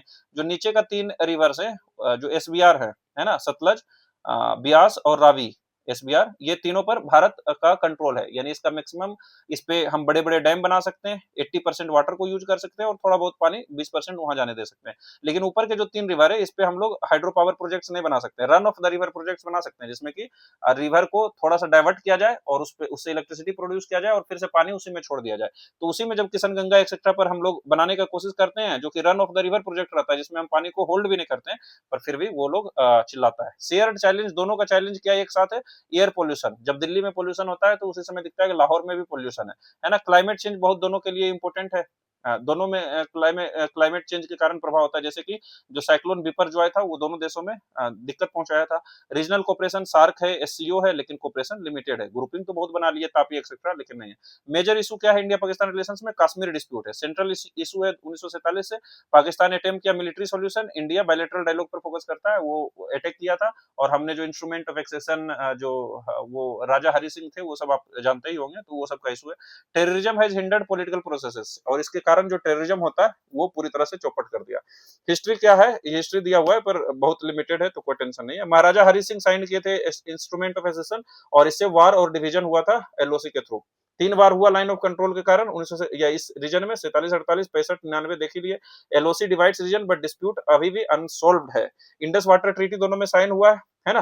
वाटर शेयरिंग डिस्प्यूट है, जिसमें कि वर्ल्ड बैंक मीडिएशन था। वर्ल्ड बैंक, इस पे वीडियो बना हुआ है, तो वो हम लोग देख सकते हैं यूट्यूब पर जाके। वर्ल्ड बैंक इसमें मीडिएट किया था ज्योग्राफी में। की फीचर क्या है, पाकिस्तान जो है वेस्टर्न रिवर्स इंडस, झेलम और चिनाब, उस पर कंट्रोल करेगा मैक्सिमम पानी पर, और इंडिया को ईस्टर्न रिवर्स दिया गया, और पाकिस्तान जो वेस्टर्न रिवर्स है उसका 80% वाटर मिलेगा, और ईस्टर्न रिवर पर भारत यूज कर सकता है। डिससेटिस्फेक्शन क्या है, India restriction on storage project, क्योंकि हम लोग जो वेस्टर्न रिवर्स है उस पर हम लोग स्टोरेज प्रोजेक्ट्स नहीं बना सकते हैं, तो हमारे लिए तो नुकसान है। इसलिए हमारे देश का नागरिक का ये मानना है कि इंडस वाटर ट्रीटी को सस्पेंड किया जाए। लेकिन चैलेंज ये है कि जो वेस्टर्न रिवर्स हैं, अगर उस पर हम बांध बनाते हैं तो हमारा कश्मीर डूब जाएगा। तो हमारे पास कैनाल नहीं है, हमारे पास बांध बनाने का ये नहीं है, तो मजबूरी में हम तो बोल दिए इंडस वाटर ट्रीटी खत्म हो चुका है, सस्पेंडेड है, लेकिन हम पानी को रोकेंगे कैसे, नदी को रोकेंगे कैसे? और अगर हम कुछ ज्यादा स्टेप्स लेते हैं तो चाइना फिर वो ब्रह्मपुत्र के साथ कर सकता है, और भी कई रिवर्स जो आते हैं, है ना, ब्रह्मपुत्र का जो ट्रिब्यूटरी है नॉर्थ ईस्ट में, उसमें चाइना सेम कदम उठा सकता है, तो हमारे लिए चैलेंजिंग हो जाएगा। तो वो इशू है। पाकिस्तान क्या है, वो ऑब्जेक्ट करता है इंडियन हाइड्रो पावर प्रोजेक्ट, आगे देखेंगे एग्जांपल भी आएगा। जैसे करंट इशू है disputes over Kishanganga and Ratle projects, ये लिख सकते हैं कि जो किशन गंगा प्रोजेक्ट्स और रेतले प्रोजेक्ट्स इंडिया के हिसाब से ये run of the river project है, और जनरली जो वर्ल्ड बैंक के मीडिएटर्स हैं या जो भी है परमानेंट आर्बिट्रेटर हैं, वो बताते हैं कि इंडिया का कहना सही है, पाकिस्तान का खराब है, फिर भी वो अपोज करता है, और 2025 के बाद सस्पेंड हो गया पहलगांव अटैक के बाद। क्रॉस बॉर्डर टेररिज्म है, कोर इशू है इफेक्टिव रिलेशंस, और ग्रुप जैसे एलएटी, जेएम और टीआरएफ है, लश्कर ए तौबा, जैसे मोहम्मद या द रेसिस्टेंस फोर्स ये सब टेररिज्म को भारत में बढ़ावा देता है, जिसको कि धुरंधर 2 में भी दिखाया गया या धुरंधर 1 में भी बहुत अच्छा से दिखाया गया। मेजर अटैक पठानकोट, उरी, पहलगांव ये सब हो चुका है। इंडिया का रिस्पॉन्स सिंपल है, सर्जिकल स्ट्राइक करो, ऑपरेशन सिंदूर किया और काउंटर टेरर ऑपरेशन किया। इंप्लीकेशन क्या होता है, मिलिट्री एस्केलेशन बढ़ जाता है, डिप्लोमेटिक ब्रेकडाउन हो जाता है और सिविलियन इंपैक्ट होते हैं। तो सिविलियन क्या इंपैक्ट होंगे, पहले से ट्रेड व्रेड बहुत कम है, कुछ थोड़ा बहुत जैसे क्रिकेट उर्केट होता है वो सब सस्पेंड हो जाता है। दूसरा जो रीजन है, जो डिस्प्यूटेड रीजन है, वो सर क्रिक है। सर क्रिक बेसिकली एक वो है ना, टाइडल जोन है, या हम कह सकते हैं एक दलदल भूमि है, रन ऑफ कच्छ और वहां का जो सिंध प्रोविंस है उसके बीच में, है ना, टाइड के समय पानी बढ़ जाएगा। तो पाकिस्तान बोलता है कि हमको पूरा ये सर क्रिक दे दो, और इंडिया कहता है कि बीच से जाना चाहिए, है ना, सर क्रिक के बीच से लाइन गुजरना चाहिए और दोनों के पास आधा आधार हो, क्योंकि इधर जो है अभी नेचुरल गैस, पेट्रोलियम ये सब मिलने की आशंका है, और जो इनलैंड वाटरवे है वो भी बन सकता है, फिशिंग राइट्स होता है, ये सब कारण से पाकिस्तान चाहता है पूरा मिल जाए। तो डिस्प्यूट क्या है, मेरी टाइम डिस्प्यूट है रन ऑफ कच्छ में। इशू क्या है, बाउंड्री इंटरप्रिटेशन, फिशिंग रिसोर्स है इसमें, पॉसिबल ऑयल और गैस रिजर्व है। सियाचिन भी अगला डिस्प्यूटेड रीजन सियाचिन है। बेसिकली जो डिस्प्यूट है, वो जो एलओसी क्रिएट किया गया था वो NJ9842 एक पॉइंट है, जो मिलिट्री में इस तरह का पॉइंट यूज करते हैं, NJ9842, वहां तक गया वो लाइन, वहां तक तो कोई डिस्प्यूट नहीं है। पर उसके बाद बोला गया है टिल द काराकोरम, ऊपर की तरफ चला जाएगा। अब ऊपर में इंडिया बोलता है कि ये थोड़ा सा सीधा जाएगा, ये जो लाइन पहले से आ रहा है ये सीधा जाएगा, और पाकिस्तान बोलता है नहीं, यहाँ से सियाचिन ग्लेशियर को इस तरह से जाएगा। इंडिया बोलता है सियाचिन ग्लेशियर इंडिया में रहेगा, और पाकिस्तान बोलता है सियाचिन ग्लेशियर बेसिकली उधर रहेगा। तो इसके लिए जो हमने ऑपरेशन मेघदूत शायद किया था, कुछ किया था ना, उसके थ्रू सियाचिन ग्लेशियर को हमने अपने में मिला लिया है। और हालांकि सियाचिन ग्लेशियर को मेंटेन करने में बहुत ज्यादा पैसा खर्चा होता है, और वहां पर आर्मी को स्टेशन करने में बहुत ज्यादा पैसा खर्चा होता है। तो कभी कभी सुझाव आता है कि क्या भारत को सियाचिन ग्लेशियर छोड़ तो नहीं देना चाहिए, पर क्या वहां मिलिट्री कम करना चाहिए, क्योंकि भारत मिलिट्री रखता है तो पाकिस्तान भी रखता है। तो ऐसा बोला जाता है इंडियन आर्मी के द्वारा कि it is only place where we are bleeding Pakistan through economic financial constants, क्योंकि उसके पास पैसा नहीं है, पर सियाचिन के आसपास अगर आर्मी रखता है तो उसका बहुत पैसा खर्चा होता है। तो ऐसा आर्मी के द्वारा कहा जाता है। तो India wants AGPL demarcation first, वही जो वो लाइन से रिलेटेड जो इशू है उसको डिमार्केट करना चाहता है। पाकिस्तान डिमांड करता है कि प्री 1984 स्टेटस जो था, यानी कि जो सियाचिन ग्लेशियर है हम छोड़ दें, सीज फायर वायलेशन होता है, ये अगला चैलेंज है। तो पहला चैलेंज हम देखे थे कश्मीर इशू है, POK को कब्जा किए हुए पाकिस्तान, जिसको दे नहीं रहा है, इलीगली हमारे रीजन में ऑक्यूपाई किए हुए, इसका हमें मुंहतोड़ जवाब देना होगा। और दूसरा है कि जो सियाचिन ग्लेशियर से वो इशू है। तीसरा हमने देखा सरक्रिक इशू है। चौथा है सीज फायर वायलेशन, जो फ्रीक्वेंट वायलेशन है, जैसे कि पीस और स्टेबिलिटी खत्म होता है LOC में। अदर इशू क्या है, कुलभूषण जाधव केस हमने सुना कि कुलभूषण जी को पकड़ लिया था, और उन्होंने कहा कि हम कोई स्पाई नहीं है, पर वो स्पाई का ब्लेम लगा के अरेस्ट किया गया, और उसमें बहुत सारा समस्या आया था। जो CPEC है ना, चाइना पाकिस्तान इकोनॉमिक कॉरिडोर, जो BRI का ही पार्ट है, वो हमारा POK के थ्रू जाता है, जो कि हमारा रीजन है। वो जो गिलगित बल्तिस्तान रीजन है वो हमारा अभिन्न अंग है ना, इंटेग्रल पार्ट ऑफ इंडिया है। उससे कैसे कोई बना सकता है रोड बिना हमसे पूछे हुए, तो ये हमारे सोर्निटी के लिए खतरा है। तापी पाइपलाइन जो है उसका सिक्योरिटी है, चालू ही नहीं हुआ तो सिक्योरिटी क्या रहेगा, जो पाइपलाइन आना था वो उसी के कारण नहीं हुआ। सार्क पैरालिसिस हुआ है। जो MFN स्टेटस है, जो most favoured nation status WTO देता है, जिसमें कि अगर हम एक देश को कुछ फेवर करते हैं तो सभी देशों को करना चाहिए। तो जितने देश के साथ हमने FTA या PTA या कुछ कंक्लूड नहीं किया इंडिविजुअली, तो वैसे देशों को जो हम देते हैं मदद, या मतलब जो ट्रेड में पॉलिसी चलती है, सेम पाकिस्तान के साथ रहना चाहिए। पर इसका कृत्य ऐसा है कि हम MFN स्टेटस को बरकरार नहीं कर सकते। अफगानिस्तान ट्रांजिट ट्रेड रेस्ट्रिक्शन, जो हम अफगानिस्तान सामान भेजना चाहते हैं तो ये लोग मना कर देता है। Role of Pakistan non state actor, इसमें जो पाकिस्तान का नॉन स्टेट एक्टर्स है, non state actors are those actors which are not part of the government but which have influential power and they try to influence the relations between India and Pakistan। जैसे for example है ना, कि भारत में कोई kidnapping से related group हो बहुत बड़ा, या फिर जैसे पहले दाऊद इब्राहिम का जो था, वो सबको हम क्या कह सकते हैं, नॉन स्टेट एक्टर कह सकते हैं। जैसे ग्रुप है LET, है ना, और जो ऊपर JM ये सब पढ़े थे वो सब है। यूज्ड स्ट्रेटेजिक टूल के तरह यूज होता है, डिस्टेबलाइज पाकिस्तान इटसेल्फ, और ये पाकिस्तान को भी डिस्टेबलाइज करता है। Sustainable peace requires elimination of such actor, जब तक ऐसा एक्टर्स खत्म नहीं होगा तब तक ये रिलेशंस बेहतर नहीं होगा, क्योंकि इसी का यूज करता है। कॉन्फिडेंस बिल्डिंग मेजर्स क्या लिया गया इंडिया पाकिस्तान में, मिलिट्री CBMs किया गया, जैसे न्यूक्लियर नॉन अटैक एग्रीमेंट है कि हम न्यूक्लियर इंस्टॉलेशन पर अटैक नहीं करेंगे। एडवांस मिलिट्री नोटिफिकेशन है ना, कि न्यूक्लियर जितना भी न्यूक्लियर प्लेस है वो पहले से हम लोग नोटिफाई कर देंगे, कि कुछ छोड़ के, जैसे कि हो सकता है बहुत सारे इंडियन ओशियन में हमारे न्यूक्लियर सबमरीन्स जा रहे हो, या कुछ छोड़ के जो एकदम बहुत ज्यादा सेंसिटिव है उसको छोड़ के जो न्यूक्लियर प्रोजेक्ट्स हैं, खास करके जो पीसफुल और वाला है, ये सब हम पहले से बता देंगे ताकि अटैक ऐसा ना हो कि उन जगहों पर हो जाए। डीजीएमओ हॉटलाइन है, जो director general of military operations होते हैं, जब भी मिलिट्री ऑपरेशंस दोनों के बीच में होता है तो उसका डायरेक्टर जनरल बनाया जाता है। तो अभी जैसा कि इशू आ रहा था, इंडिया ने बोला कि हमारा डीजीएमओ के पास फोन आया था वहां के डीजीएमओ का, है ना, लेकिन ट्रंप बोल रहा था कि नहीं हमने फोन कराया है। तो ये डीजीएमओ हॉटलाइन है कि कुछ भी इशू होता है डायरेक्टली फोन आ सकता है, दोनों के पास फोन है जो डायरेक्ट कनेक्शन है। मेरी टाइम कोऑपरेशन दोनों के बीच में है। नॉन मिलिट्री कुछ सीवीएम जो कॉन्फिडेंस बिल्डिंग मेजर्स है नॉन मिलिट्री क्षेत्र में लिया गया, जैसे दिल्ली लाहौर बस चलाया गया था, समझौता एक्सप्रेस चलाया गया था, श्रीनगर मुजफ्फराबाद बस चलाया गया था, डिसास्टर एड में कोऑपरेशन किए, लेकिन फेलियर क्यों हो जाता है? कम्युनिकेशन यूजेज कम है, जो सीवीएम है उसका भी पोलिटिसाइजेशन हो जाता है, और फ्रेजिलिटी है due to mistrust. Progress made किया गया था। 2019 के बाद पुलवामा अटैक हुआ, बालाकोट स्ट्राइक्स हुआ, लेकिन फिर आर्टिकल 370 या क्या ये हुआ 2019 के बाद वो दिखा रहा है कि क्या घटनाएं घटी। तो पुलवामा अटैक हुआ, हमने बालाकोट स्ट्राइक किया और 370 को एब्रोगेट किया। ट्रेड सस्पेंशन हुआ और डिप्लोमेटिक डाउनग्रेडिंग हुआ। करतारपुर कॉरिडोर कंटिन्यू हुआ ये टेंशन के बावजूद। फ्यूचर मेजर्स क्या हो सकते हैं जो इंडिया ले सकता है? इंटेलिजेंस लेवल डायलॉग हो सकता है, ट्रैक टू डिप्लोमेसी को मजबूत कर सकते हैं, मीडिया रिस्पॉन्सिबिलिटी लेना होगा कि ज्यादा बढ़ा चढ़ा के नहीं बोले। अफगानिस्तान में कोऑपरेट कर सकते हैं दोनों, लेकिन ये क्या करेगा? ये खुद लड़ रहा है ना। वीजा लिबरलाइजेशन कर सकते हैं, आतंकवादी भेज देगा। तो लिखने के लिए ये सब लिख सकते हैं। इंटरनेशनल प्रेशर टेररिज्म पर हम लोग बढ़ाने का कोशिश कर सकते हैं, ट्रेड पर, क्लाइमेट कोऑपरेशन पर, टेक्नोलॉजी एक्सचेंज पर फोकस करें तो संबंध बेहतर हो सकते हैं। ट्रैक टू डिप्लोमेसी क्या है? इनफॉर्मल और नॉन गवर्नमेंटल डायलॉग जो होता है, जो जैसे यहाँ का कुछ इन्फ्लुएंशियल लोग गए, मान लिया जाए कपिल देव जी गए, है ना, विराट कोहली गए या एमएस धोनी गए, और वहां का भी कोई इन्फ्लुएंशियल व्यक्ति जो क्रिकेट से संबंधित है वो आया और कुछ ऐसा संबंध को बेहतर करने की कोशिश किया, तो ये कंप्लीमेंट करेगा ऑफिशियल डिप्लोमेसी को। कंक्लूजन क्या है? South Asia's underdevelopment is largely due to India Pakistan tension. तो इंडिया पाकिस्तान टेंशन इतना मजबूत है कि साउथ एशिया का अंडर डेवलपमेंट इसके कारण इन्फ्लुएंस हो रहा है। पीस अगर होता है तो रीजनल स्टेबिलिटी आता है और इकोनॉमिक ग्रोथ हो सकता है। इसके लिए सस्टेन डायलॉग करने की जरूरत है, लगातार बात होते रहना चाहिए। काउंटर टेररिज्म पर दोनों सहयोग ना करे पाकिस्तान। सॉफ्ट डिप्लोमेसी और ट्रेड कोऑपरेशन हो, और जो ये कॉन्फिडेंस बिल्डिंग मेजर्स था उसको और मजबूत करें, तो शायद हमारे संबंध बेहतर हो सकते हैं। लेकिन फिर वही है कि जो उसका मिलिट्री एंगल है वो हमारे संबंध को बेहतर करने नहीं देगा, यह बहुत दिक्कत होगा। ठीक, कोई इसमें इशू?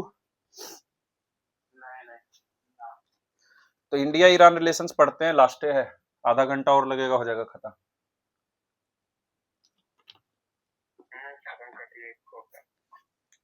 ठीक है, इंडिया ईरान रिलेशन चलते हैं। इसमें भी जो पुराने रिलेशन हैं उसको ज्यादा हमको नहीं लगता डिटेल में पढ़ने का आवश्यकता है। जो लेटेस्ट हो रहा है, जैसे कि जीसीसी जो रिलेशंस देखे थे, या बेसिकली जो डेली न्यूज में रहता है, कैसे एलपीजी का शॉर्टेज हो रहा है, ऑयल प्राइस बढ़ सकता है, उससे इन्फ्लेशन हो सकते हैं, उससे हमारा गोल्डी लोग जोन में जो इकोनॉमी है वो दिक्कत हो सकता है, हमारे वहाँ एक्सपेट्रिएट्स रहते हैं उस रीजन में, उसको कैसे नुकसान होगा, रेमिटेंसेस को कैसे नुकसान होगा। एक साथ इतने देशों के साथ, ईरान के साथ, इसराइल के साथ, सऊदी अरबिया के साथ, यूएसए के साथ जो रिलेशन हमारा डिप्लोमेटिक टाइट रोप है उसको मेंटेन करना बहुत दिक्कत हो सकता है उस रीजन, है ना। ये सब हम लोग पढ़ सकते हैं।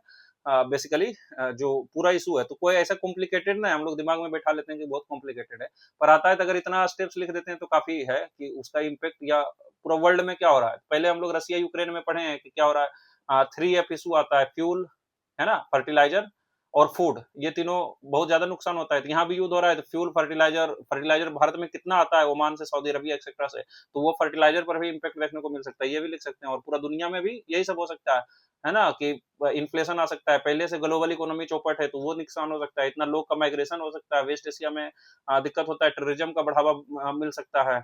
फूड, फ्यूल और फर्टिलाइजर खास करके अफ्रीका और लेटिन अमेरिकन कंट्री में अगर इधर से जाता है तो उस पे दिक्कत हो सकता है। और इतना पहले ही चारों तरफ युद्ध चल रहा है तो फिर एक और एंगल जुट गया, है ना, मिसट्रस्ट डेवलप होता है, इंटरनेशनल लॉ को फॉलो नहीं करता है, यूएसए इतना बड़ा पावर होने के बाद ये सब करता है तो और रीजन में उसका इम्पैक्ट देखने को मिल सकता है, ताइवान पर चाइना अटैक कर सकता है, तो ऐसा बहुत सारा चीज हम लोग लिख सकते हैं जो पहले पढ़े हुए। तो उसको भी इंडिया ईरान रिलेशंस में, इंडिया ईरान रिलेशंस पर क्वेश्चन पूछने का बहुत कम चांस रहेगा। अगर क्वेश्चन पूछेगा जैसा कि प्रीवियस ईयर ट्रेंड्स दिखाते हैं तो वो निश्चित तौर पर से क्वेश्चन पूछ सकता है कि इंडिया ईरान रिलेशंस का पूरा वर्ल्ड में क्या इम्पैक्ट होगा, ऐसा पूछ सकता है। भारत पर क्या इम्पैक्ट है, तो भारत पर जब इम्पैक्ट पूछेगा तो सिर्फ क्या, हाँ हाँ, वेस्ट एशिया से रिलेटेड पूछ सकता है, या फिर इंडिया ईरान रिलेशंस पर कम, जो ओवरऑल इम्पैक्ट पड़ेगा इंडिया पर उससे ज्यादा पूछ सकता है ना, या काउजेज पूछ सकता है। जैसे कि रसिया यूक्रेन युद्ध हुआ था तो पूछा था काउजेज क्या था, तो इसमें भी कॉजेज पूछ सकता है, और अगर सिर्फ कॉजेज भी पूछता है तो हमें लिखना पड़ेगा चैलेंजेज एक्सेट्रा को। तो उस तरह से इसको जोड़ करके देखना चाहिए जो और चीजें हो रही है उसके साथ। तो आइए शुरू करते हैं India Iran relations. India Iran जो है ये डीप सिविलाइजेशनल मतलब जो डीप सिविलाइजेशनल लिंक है उसको शेयर करता है बेसिकली। ईरान अगर बहुत पहले की बात करें तब तो हम लोग बोल ही सकते हैं कि जो ऋग्वेदिक ट्रेडिशंस है वो बेसिकली जो आर्यंस लोग थे, अगर वो माइग्रेशन थ्योरी को बिलीव करते हैं या नहीं भी करते हैं, तो जो ऋग्वेद में बहुत सारा वर्ड लिखा हुआ है, और जो जैन अवस्था है ईरान में मिला था उसमें बहुत सारा वर्ड लिखा हुआ है ना, तो सिमिलर कल्चर है, वहां से शुरू कर सकते हैं। या इंडस वैली सिविलाइजेशन और मोसोपोटामिया इंटरेक्शन उससे भी पहले हुआ था, हालांकि उतना पहले से शुरू करना इंपॉर्टेंट ना है। Historical trade through Persian gulf और अरेबियन सी के थ्रू जो स्टेब्लिश हुआ था, जिसके कारण मानसून टर्म एक्सेट्रा दिया गया है यही लोगों के द्वारा। डिप्लोमेटिक टाइप फॉर्मलाइज्ड हुआ है 1950 में। तो फिर से देखते हैं, 1949 में हुआ था अफगानिस्तान के साथ, 1951 में हुआ था नेपाल के साथ, 1950 में हुआ है। तो लिख सकते हैं कि अगर याद नहीं भी रहता है, अभी तो याद रह जाएगा पर बाद में नहीं रहेगा, तो हम लोग लिख सकते हैं कि द रिलेशन स्टार्टेड अराउंड 1950 सभी कंट्री में, और बांग्लादेश में 1971 लिख सकते हैं। रिलेशन करेक्टराइज करता है स्ट्रेटेजिक कन्वर्जेंस है ना, जैसे एनर्जी और कनेक्टिविटी बहुत इंपॉर्टेंट है इंडिया के लिए, स्ट्रेटेजिक है हमारे इकोनॉमी के लिए, एनर्जी तो बहुत सिग्निफिकेंट है, और कनेक्टिविटी और कंस्ट्रेंट्स है ना, जियोपॉलिटिकल सैंक्शंस ये सब है। तो यहाँ देखते हैं मुंबई से चाबहार पोर्ट दिया हुआ है, ये बार बार न्यूज बार बार आएगा, अभी हम लोग पढ़ेंगे चाबहार पोर्ट, यही वाला जो हम लोग अफगानिस्तान का पढ़े थे। तो ऊपर जाएंगे ऐसे करके तो यहाँ ईरान में पहुंचेंगे, और यही है जारांज देलाराम रोड, है ना, फिर बाद में हम लोग काबुल से भी कनेक्ट कर सकते हैं, और इसी में शायद INCTC रहेगा, INSTC, तो उसको भी देख लेंगे। और इसी के रेस्पेक्ट में देख सकते हैं यहाँ चाबहार पोर्ट है ईरान में, और ग्वादर पोर्ट है पाकिस्तान में। ये ग्वादर पोर्ट को डेवलप कर रहा है चाइना, है ना, और हम लोग चाबहार पोर्ट को कर रहे हैं। तो वहां पर भी मात्र 72 किलोमीटर का डिस्टेंस है चाबहार और ग्वादर पोर्ट में, और ये भी दिखा जाता है कि इंडिया को बैलेंस करने के लिए चाइना वो सब किया। हिस्टोरिकल बैकग्राउंड क्या है कि जो कोल्ड वार हुआ था तो उसमें हमारा डाइवर्जेंस था, क्यों? क्योंकि जो ईरान था कोल्ड वार के समय ये यूएसए ब्लॉक में था, और इंडिया हालांकि इंडिया का जो इंडिपेंडेंट स्ट्रेटेजिक पॉलिसी था, फिर भी हम लोग यूएसएसआर की तरफ टिल्टेड थे, तो हमारा रिलेशन बहुत वीक था उस समय। तो इंडिया नॉन इलाइंड था लेकिन टिल्टेड थे यूएसएसआर की तरफ, और ईरान जो है वो क्लोज अलाई था यूएसए का। रिलेशन इंप्रूव हुआ ईरानियन रेवोल्यूशन, जो 1979 में ईरानियन रेवोल्यूशन हुआ, जो शाह गवर्नमेंट था, शाह पहलवी पहलवी का गवर्नमेंट जो था, उसको 1979 में खत्म किया गया, और अभी का जो गवर्नमेंट है इसको लाया गया, है ना। तो उससे पहले जो ईरान था वो वेस्टर्न ब्लॉक में था, पूरी तरह से वेस्टर्न कंट्री के जो कंपनीज हैं वो ईरान का पेट्रोलियम एक्सेट्रा को यूज करता था, वहां से निकालने में मदद करता था, और भारत के साथ संबंध कम था। लेकिन 1979 का जब ईरानियन रिवोल्यूशन होता है, इस्लामिक रिवोल्यूशन होता है, तो फिर से यूरोप का जो ब्लॉक में शामिल था ईरान वो बाहर आता है, और इंडिया का रिलेशन इंप्रूव होता है। तो शिफ्ट इन ईरान का फॉरेन पॉलिसी में शिफ्ट होता है, और अभी देखने को मिलता है कि अफगानिस्तान में भी हमने जो नॉर्दर्न अलायंस है उसको कोऑपरेट किया था। की डेवलपमेंट क्या है? तेहरान डिक्लेरेशन 2001 में हुआ था, जिसमें कि स्ट्रेटेजिक कोऑपरेशन इंडिया और ईरान के बीच में बात की गई थी, और न्यू दिल्ली डिक्लेरेशन हुआ जिसमें लॉन्ग टर्म पार्टनरशिप विजन भी रखा गया था कि हम लोग लॉन्ग टर्म में करेंगे सपोर्ट। तो ये दोनों था अच्छी चीजें, तेहरान डिक्लेरेशन और न्यू दिल्ली डिक्लेरेशन लिख सकते हैं। लेकिन दिक्कत क्या था 2006 में, जो इंटरनेशनल एटॉमिक एनर्जी एजेंसी है इसमें इंडिया वोट किया था ईरान के खिलाफ, जो ईरान का न्यूक्लियर पावर था, तो उससे रिलेशन कमजोर हुआ, है ना। 2008 के बाद इंडिया एडोप्ट किया स्ट्रेटेजिक ऑटोनॉमी, और बैलेंस को थोड़ा मजबूत करने की कोशिश किया। क्या एरिया ऑफ कोऑपरेशन है? पॉलिटिकल सभी में जितना भी देश है, अगर हम सुनने को मिलते हैं कि 10 साल पहले 5 साल पहले वहां के नेता हमारे यहाँ है, तो ये कोऑपरेशन में लिख सकते हैं there is political cooperation where the high leaders या हाई लेवल लीडर्स या high level officials visit each other country, और उससे रिलेशंस इंप्रूव होते हैं। तो यहाँ भी ये regular high level visits and institutional dialogue है। इंडिया और ईरान कोऑपरेट करता है नॉन अलाइनमेंट मूवमेंट में, है ना। रीजनल फोरम जैसे कि अफगानिस्तान और वेस्ट एशिया पर कोई भी फोरम बनता है तो दोनों एक दूसरे को सपोर्ट करता है। की एग्रीमेंट हमारा है चाबहार पोर्ट डेवलपमेंट, ऊपर ही देखे, trade, visa liberalisation, taxation agreement, ये सब है। रिसेंट ट्रेंड क्या है? ईरान लुक ईस्ट पॉलिसी है, या लुक एशिया ओरिएंटेड पॉलिसी है, जो लोग एशिया ओरिएंटेड पॉलिसी जो ईरान का है ना, वो अलाइन करता है इंडिया के इंटरेस्ट को। और इंडिया का जो वेस्ट लुक वेस्ट पॉलिसी है, ये एक्ट वेस्ट पॉलिसी है, और ईरान का लुक ईस्ट पॉलिसी है, दोनों एक दूसरे को कॉम्प्लीमेंट करता है, क्योंकि वो भी चाहता है कि चाइना के साथ तो उसका रिलेशन इंप्रूव है, इसलिए लुक ईस्ट पॉलिसी, और भारत के साथ भी रिलेशन इंप्रूव हो, वो ऐसा चाहता है, और हम भी चाहते हैं ईरान के साथ रिलेशन इंप्रूव हो। लेकिन सबसे बड़ा चैलेंज क्या है? यूएसए चैलेंज है, बार बार सैंक्शंस पुट करता है, और हमारा ट्रेड ईरान के साथ कम गया है, जो आगे देखेंगे। ट्रेड रिलेशंस क्या है? ट्रेड हिस्टोरिकली डोमिनेट किया है, इंडियन इंपोर्ट करते हैं, इरानियन क्रूड ऑयल को इंपोर्ट करते हैं और उसी का डोमिनेशन है। इंडिया जो है among the top buyers of Iranian oil था, हम लोग बहुत ज्यादा ईरान से ऑयल लेते थे 2019 का जो सैंक्शन हुआ उससे पहले। तो 2019 से पहले हम बहुत सारे तेल ईरान से लेते थे। ट्रेड कॉम्पोजिशन क्या था? जो इंडिया है वो एक्सपोर्ट क्या करते हैं, यानी इंडिया से ईरान क्या जाते हैं, तो राइस जाते हैं, है ना। वहां जितना भी पूरा गल्फ एरिया में जो बिरयानी बन रहा है और लोग बिरयानी खा के मजा ले रहा है, वो हमारा ही चावल है, बिरयानी जो अच्छा राइस है। तो राइस, टी, फार्मास्यूटिकल्स और मशीनरी ये सब जाते हैं। इंपोर्ट क्या करते हैं? क्रूड ऑयल और पेट्रो प्रोडक्ट्स। जैसा कि कोई इसमें आश्चर्य नहीं है कि वो पूरा गल्फ रीजन फूड में कम है, तो राइस, टी, फार्मास्यूटिकल्स में तो हम फार्मेसी हैं, और मशीनरी को भेजते हैं और इंपोर्ट करते हैं क्रूड ऑयल और पेट्रो प्रोडक्ट्स। सैंक्शंस में क्या इम्पैक्ट हुआ? 2019 में बेसिकली सैंक्शंस लगाया गया ईरान से ट्रेड करने वालों की, कोई ट्रेड नहीं करेगा ईरान पर। हालांकि हमारा चाबहार पोर्ट को एक्सक्लूड किया गया था, लेकिन उस सैंक्शंस की वजह से, क्योंकि ईरान न्यूक्लियर न्यूक्लियर जो है न्यूक्लियर आर्म्स की तरफ बढ़ रहा था, तो उसको कंट्रोल करने के लिए सैंक्शंस लगाया गया, तो उससे इंडिया का जो ट्रेड था वो बहुत कम गया। तो सैंक्शंस जो लगा उसके कारण शार्प डिक्लाइन हुआ बायलैटरल ट्रेड में, और बैंकिंग और इंश्योरेंस भी कॉन्स्टेंट्स हुआ। एडेप्टिव मेजर्स क्या लिया गया? रूपी रियाल ट्रेड मैकेनिज्म को डेवलप किया गया कि हम लोग डॉलर में नहीं, रूपी रियाल में ट्रेड करने का कोशिश करेंगे। डाइवर्सिफाई करेंगे ट्रेड बास्केट को, सिर्फ पेट्रोलियम प्रोडक्ट्स नहीं, और भी चीजें वहां से लेंगे और भी चीजें हम भेजेंगे। लेकिन इसमें भी बहुत चैलेंज रहा है। तो ट्रेड रिवाइवल का अटेम्प्ट किया गया, लेकिन अभी भी पोटेंशियल से कम है, और अब तो युद्ध शुरू हो गया। हालांकि ऐसा न्यूज आ रहा है कि जैसा कि रसियन ऑयल पर छूट देने की बात की गई यूएसए के द्वारा ऑयल प्राइस को कंट्रोल करने के लिए, तो आगे कुछ दिनों में ऐसा खबर आ सकता है कि जो ईरानियन ऑयल है उस पर भी सैंक्शन हटा सकता है। और अगर ऐसा होता है तो भारत को बहुत इससे फायदा मिल सकता है, क्योंकि ईरान हमारा बहुत नजदीक है ना, जस्ट एकदम कॉर्नर में है। और उससे हम लोग बहुत ज्यादा तेल अगर खरीदते हैं यहाँ से, ईरान से, तो फिर हमारा तेल का भी प्रॉब्लम को कम हो सकता है। नहीं तो तेल का जो इन्फ्लेशन बढ़ेगा उससे बहुत ज्यादा हमारे इकोनॉमी के लिए दिक्कत हो सकता है।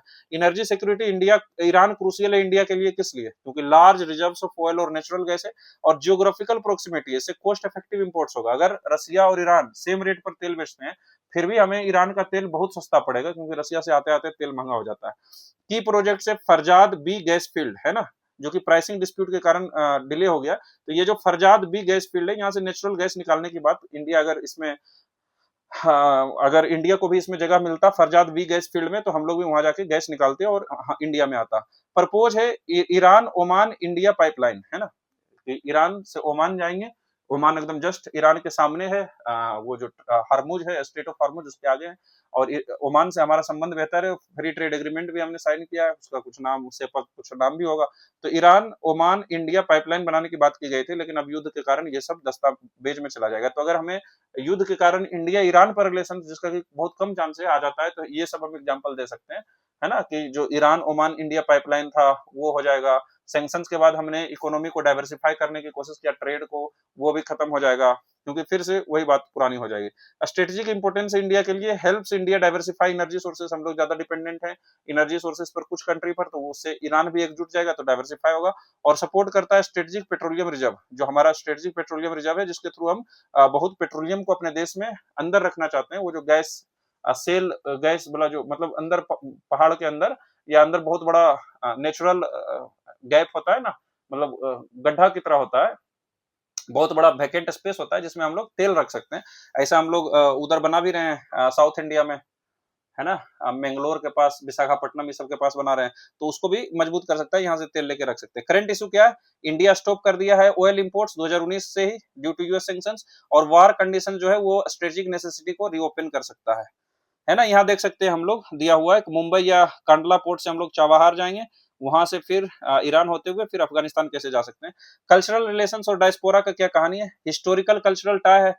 जानते हैं कि ईरान, हम लोग ईरान का रेसिप्रोकल सम्मान नहीं कर पाए, अगर देखा जाए मॉडर्न सेंस में, तो इसको तो एग्जाम में नहीं लिख सकते हैं, पर हम समझाने के लिए बोल रहे हैं। फिर भी ईरान के हृदय में हमारे लिए सॉफ्ट कॉर्नर रहता है, क्योंकि ईरान में जो शिया मुसलमान है ना, या पारसी जो पहले थे, वो पारसी को जब, हालांकि पारसी को भगाया गया तो वो इंडिया में रहा, है ना, लेकिन जो शिया मुसलमान ईरान में है, उसका भी जो सुन्नी मुसलमान है, तो ये जो गल्फ कंट्री में है, वो ईरान में शिया मुसलमान से, तो शिया मुसलमान थोड़ा इंडिया के प्रति ज्यादा सॉफ्ट रहते हैं। तो पर्शियन इन्फ्लुएंस है इंडियन लैंग्वेज में, आर्ट में, आर्किटेक्चर में, हम लोग जानते हैं अशोका का पिलर एक्सेट्रा।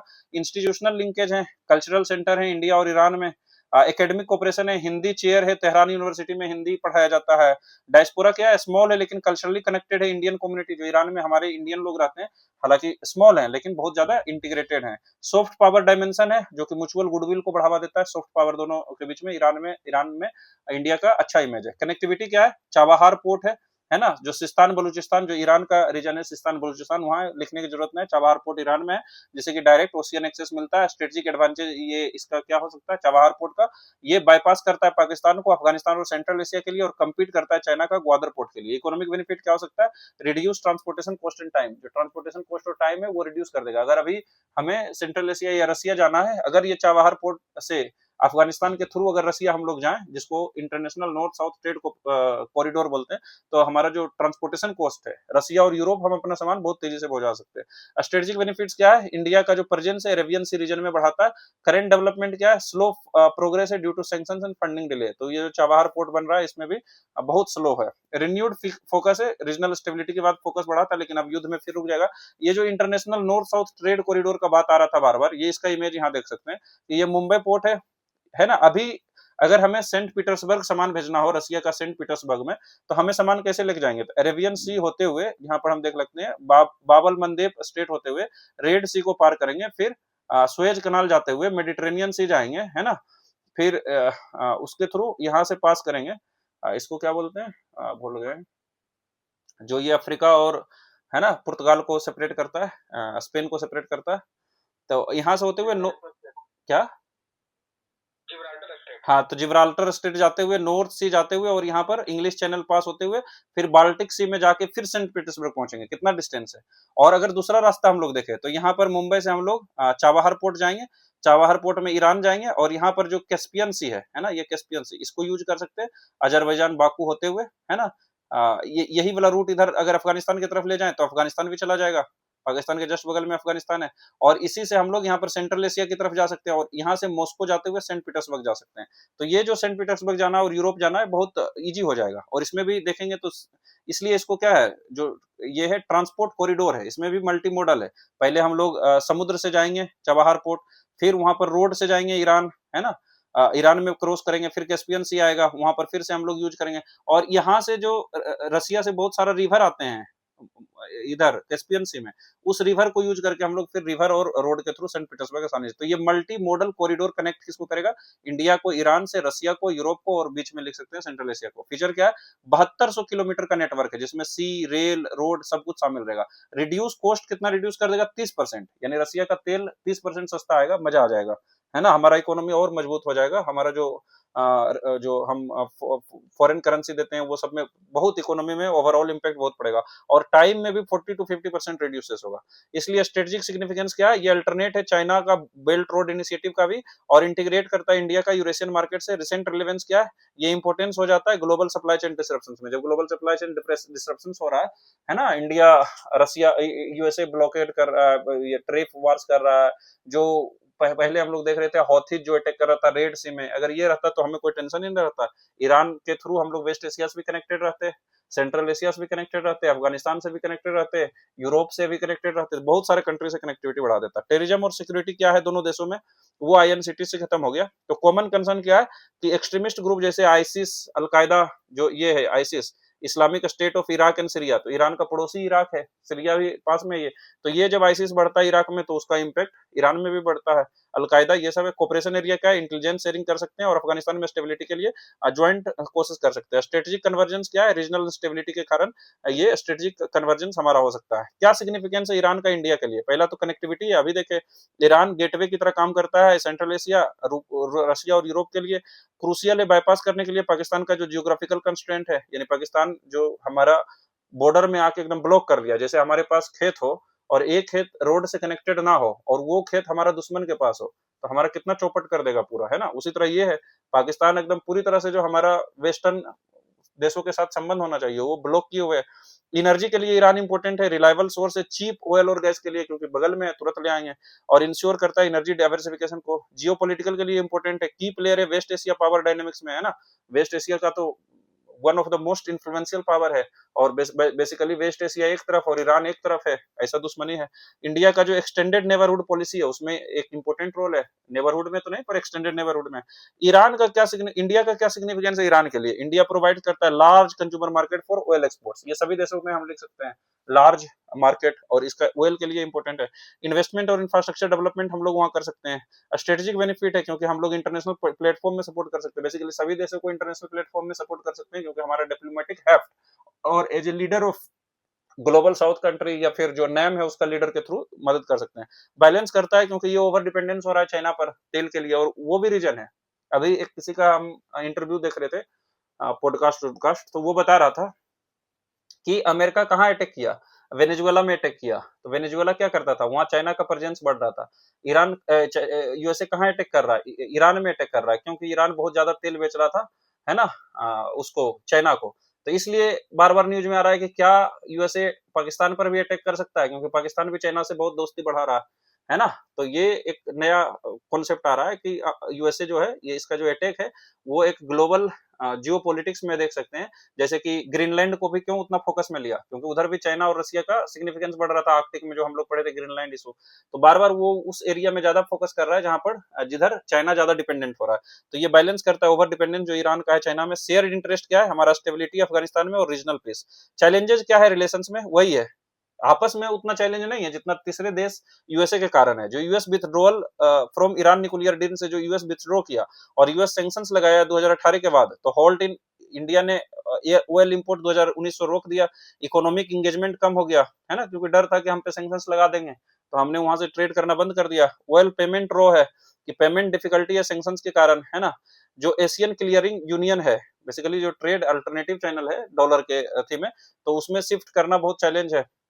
इसको छोड़ भी सकते हैं, थोड़ा डिफिकल्टी, बस सिंपली लिख सकते हैं कि from 2019 onwards due to the fear of US sanctions, या after the US sanctions on Iran, we our trade has nose dived, पूरी तरह से गिर चुका है। डिले है डेट एक्यूमुलेशन और इफेक्टेड, मतलब डिले है और डेट एक्यूमुलेशन है जिससे कि ट्रस्ट हमारा कम हो गया। ईरान पाकिस्तान इंडिया पाइपलाइन, ये भी एक नया कॉन्सेप्ट था। ईरान एक तो तापी था जिसमें ईरान नहीं है, ये है ईरान से पाकिस्तान के होके अगर इंडिया में पाइपलाइन आता, फिर देखिए कि कितना ट्रेड हमारा मजबूत हो जाता, पेट्रोलियम कितना आसान हो जाता, नेचुरल गैस कितना आसान हो जाता, है ना। कतनो सी में युद्ध होते रहता, ईरान गटगट भेज देता, लेकिन पाकिस्तान ये एकदम काटा बना हुआ है। तो India with due to security concern कि पाकिस्तान के से आता है, तो इंडिया विथड्रू कर दिया, प्राइसिंग इशू है। सऊदी अरेबिया ईरान राइवलरी है, हमारा संबंध सऊदी अरेबिया से भी बेहतर है, तो India has strong ties with both countries. और बैलेंसिंग में है कि एनर्जी डिपेंडेंस कैसे रहेंगे, और इंडियन डायस्पोरा जो गल्फ में, इसके लिए हमको बैलेंस करना पड़ेगा। अभी कह सकते हैं कि ईरान इजराइल में हमारा डिप्लोमेटिक रिलेशंस को बेहतर करना होगा, क्योंकि दोनों देशों के साथ हमारा रिलेशन मजबूत है। और कुछ चैलेंजेस है, जैसे ईरान का increasing proximity due to China, जहां साइन हुआ है 25 ईयर एग्रीमेंट, बीआरआई का पार्ट है, चाबहार में डिले हो रहा है, कश्मीर इशू पर डिफरेंसेस है, कंपटीशन है, फरजाद बी प्रोजेक्ट में चाइना भी वहां पर ले रहा है, वो भी माइनिंग प्रोजेक्ट्स ले रहा है, माइनिंग करेगा फरजाद बी प्रोजेक्ट में। कन्वर्जेंस का एरिया क्या है अफगानिस्तान में, दोनों का शेयर्ड कंसर्न है, तालिबान और regional stability. West Asia diplomacy, reduction in Iran gulf tension, अगर वेस्ट एशिया में जो वो सब हुआ था, हम लोग देखते हैं अब्राहम एकॉर्ड्स एक्सेट्रा, हालांकि ईरान शामिल नहीं था, पर रिलेशंस अच्छा हो रहा था वेस्ट एशिया में, ईरान से भी संबंध सऊदी अरेबिया का बढ़ रहा था, लेकिन अचानक ये जो यूएसए का नजर पड़ा वो दिक्कत है। अपॉर्चुनिटी है इंडिया के लिए ब्रिज पावर को ब्रिज करने के लिए। जो अभी लेटेस्ट डेवलपमेंट है इजराइल ईरान वार, ये इंपॉर्टेंट है। क्या रीजन है कॉन्फ्लिक्ट, आइडियोलॉजिकल कॉन्फ्लिक्ट है, ईरान अपोज करता है इजराइल का एग्जिस्टेंस को ही, है ना। स्ट्रेटेजिक राइवलरी है, ईरान का न्यूक्लियर एम्बिशन है और इजराइल का सिक्योरिटी कंसर्न है। ईरान इजराइल जानता है कि जिस दिन ईरान न्यूक्लियर बन गया उस दिन इजराइल गए, क्योंकि फिर युद्ध नहीं हो सकता। प्रोक्सी वार है, जो उस दिन बताए थे कि ट्रिपल एच है, हिजबुल्लाह, हमास और क्या था, हौती। तो हिजबुल्लाह, हमास और हौती, ये उसको यूज करता है इसराइल के खिलाफ। यूएस के जो जितने भी वहां पर इंस्टॉलेशन है उसके खिलाफ, सीरिया, लेबनान, गाजा एक्सेट्रा में है। रिसेंट एस्केलेशन क्या है कि डायरेक्ट मिसाइल या ड्रोन अटैक हुआ है ऑयल इंफ्रास्ट्रक्चर में और शिपिंग रूट्स पर अटैक हुआ है। इंडिया के लिए क्या कॉन्सिक्वेंसेस है, एनर्जी सिक्योरिटी क्राइसिस है, risk of straight of Hormuz अगर होता है जो ऑयल रूट के लिए क्रिटिकल है, तो हमारे यहाँ तेल दिक्कत हो जाएगा, जिससे कि क्रूड ऑयल प्राइसेस बढ़ चुका है, पहले ही दाम बढ़ चुका है, इन्फ्लेशन आएगा, फिजिकल प्रेशर बढ़ेगा, क्योंकि सरकार के पास उतना पैसा नहीं रहेगा, तो जो और प्रोजेक्ट्स ले रहे हैं इंफ्रास्ट्रक्चर में, स्कूल्स में, हॉस्पिटल्स में, वो सब कम हो जाएगा।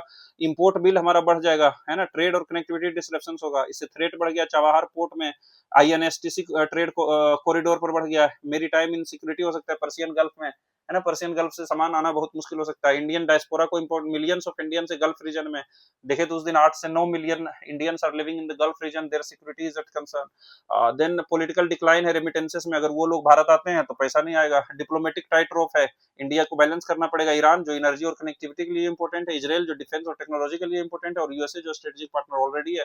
स्ट्रेटेजिक ऑटोनॉमी टेस्ट क्या है, ग्लोबल पावर से हमारा जो स्ट्रेटेजिक ऑटोनॉमी हो, कि हमारा हम संबंध तो बेहतर बनाना चाहते हैं ईरान से, पर वो टेस्ट में है, क्योंकि ग्लोबल पावर के से प्रेशर में है। इंडिया को मेंटेन करना पड़ेगा मल्टी मल्टी अलाइनमेंट पॉलिसी, और बहुत चैलेंजिंग है ना। एक तरफ हम ईरान को सपोर्ट करें या फिर इजराइल को सपोर्ट करें, तो बहुत चैलेंज है। इंडिया के लिए अपॉर्चुनिटी क्या है कि हमारे पास चांस मिलता है न्यूट्रल मीडिएटर के रूप में। उसी तरह रसिया यूक्रेन वार में भी हम क्योंकि न्यूट्रल थे, तो हम मीडिएट कर सकते हैं। अगर कोई देश स्टैंड आउट करता है जिसपे दोनों देश, इजराइल ईरान दोनों सपोर्ट, दोनों है ना, दोनों बिलीव करता है, इजराइल भी बिलीव करेगा और ईरान भी बिलीव करेगा, उसी तरह रसिया यूक्रेन, तो वहां न्यूट्रल मीडिएटर बन सकते हैं। स्ट्रेटेजिक ऑटोनॉमी इमेज को स्ट्रेंथन कर सकते हैं। वे फॉरवर्ड क्या है कि हमें बैलेंस डिप्लोमेसी रखना पड़ेगा, है ना।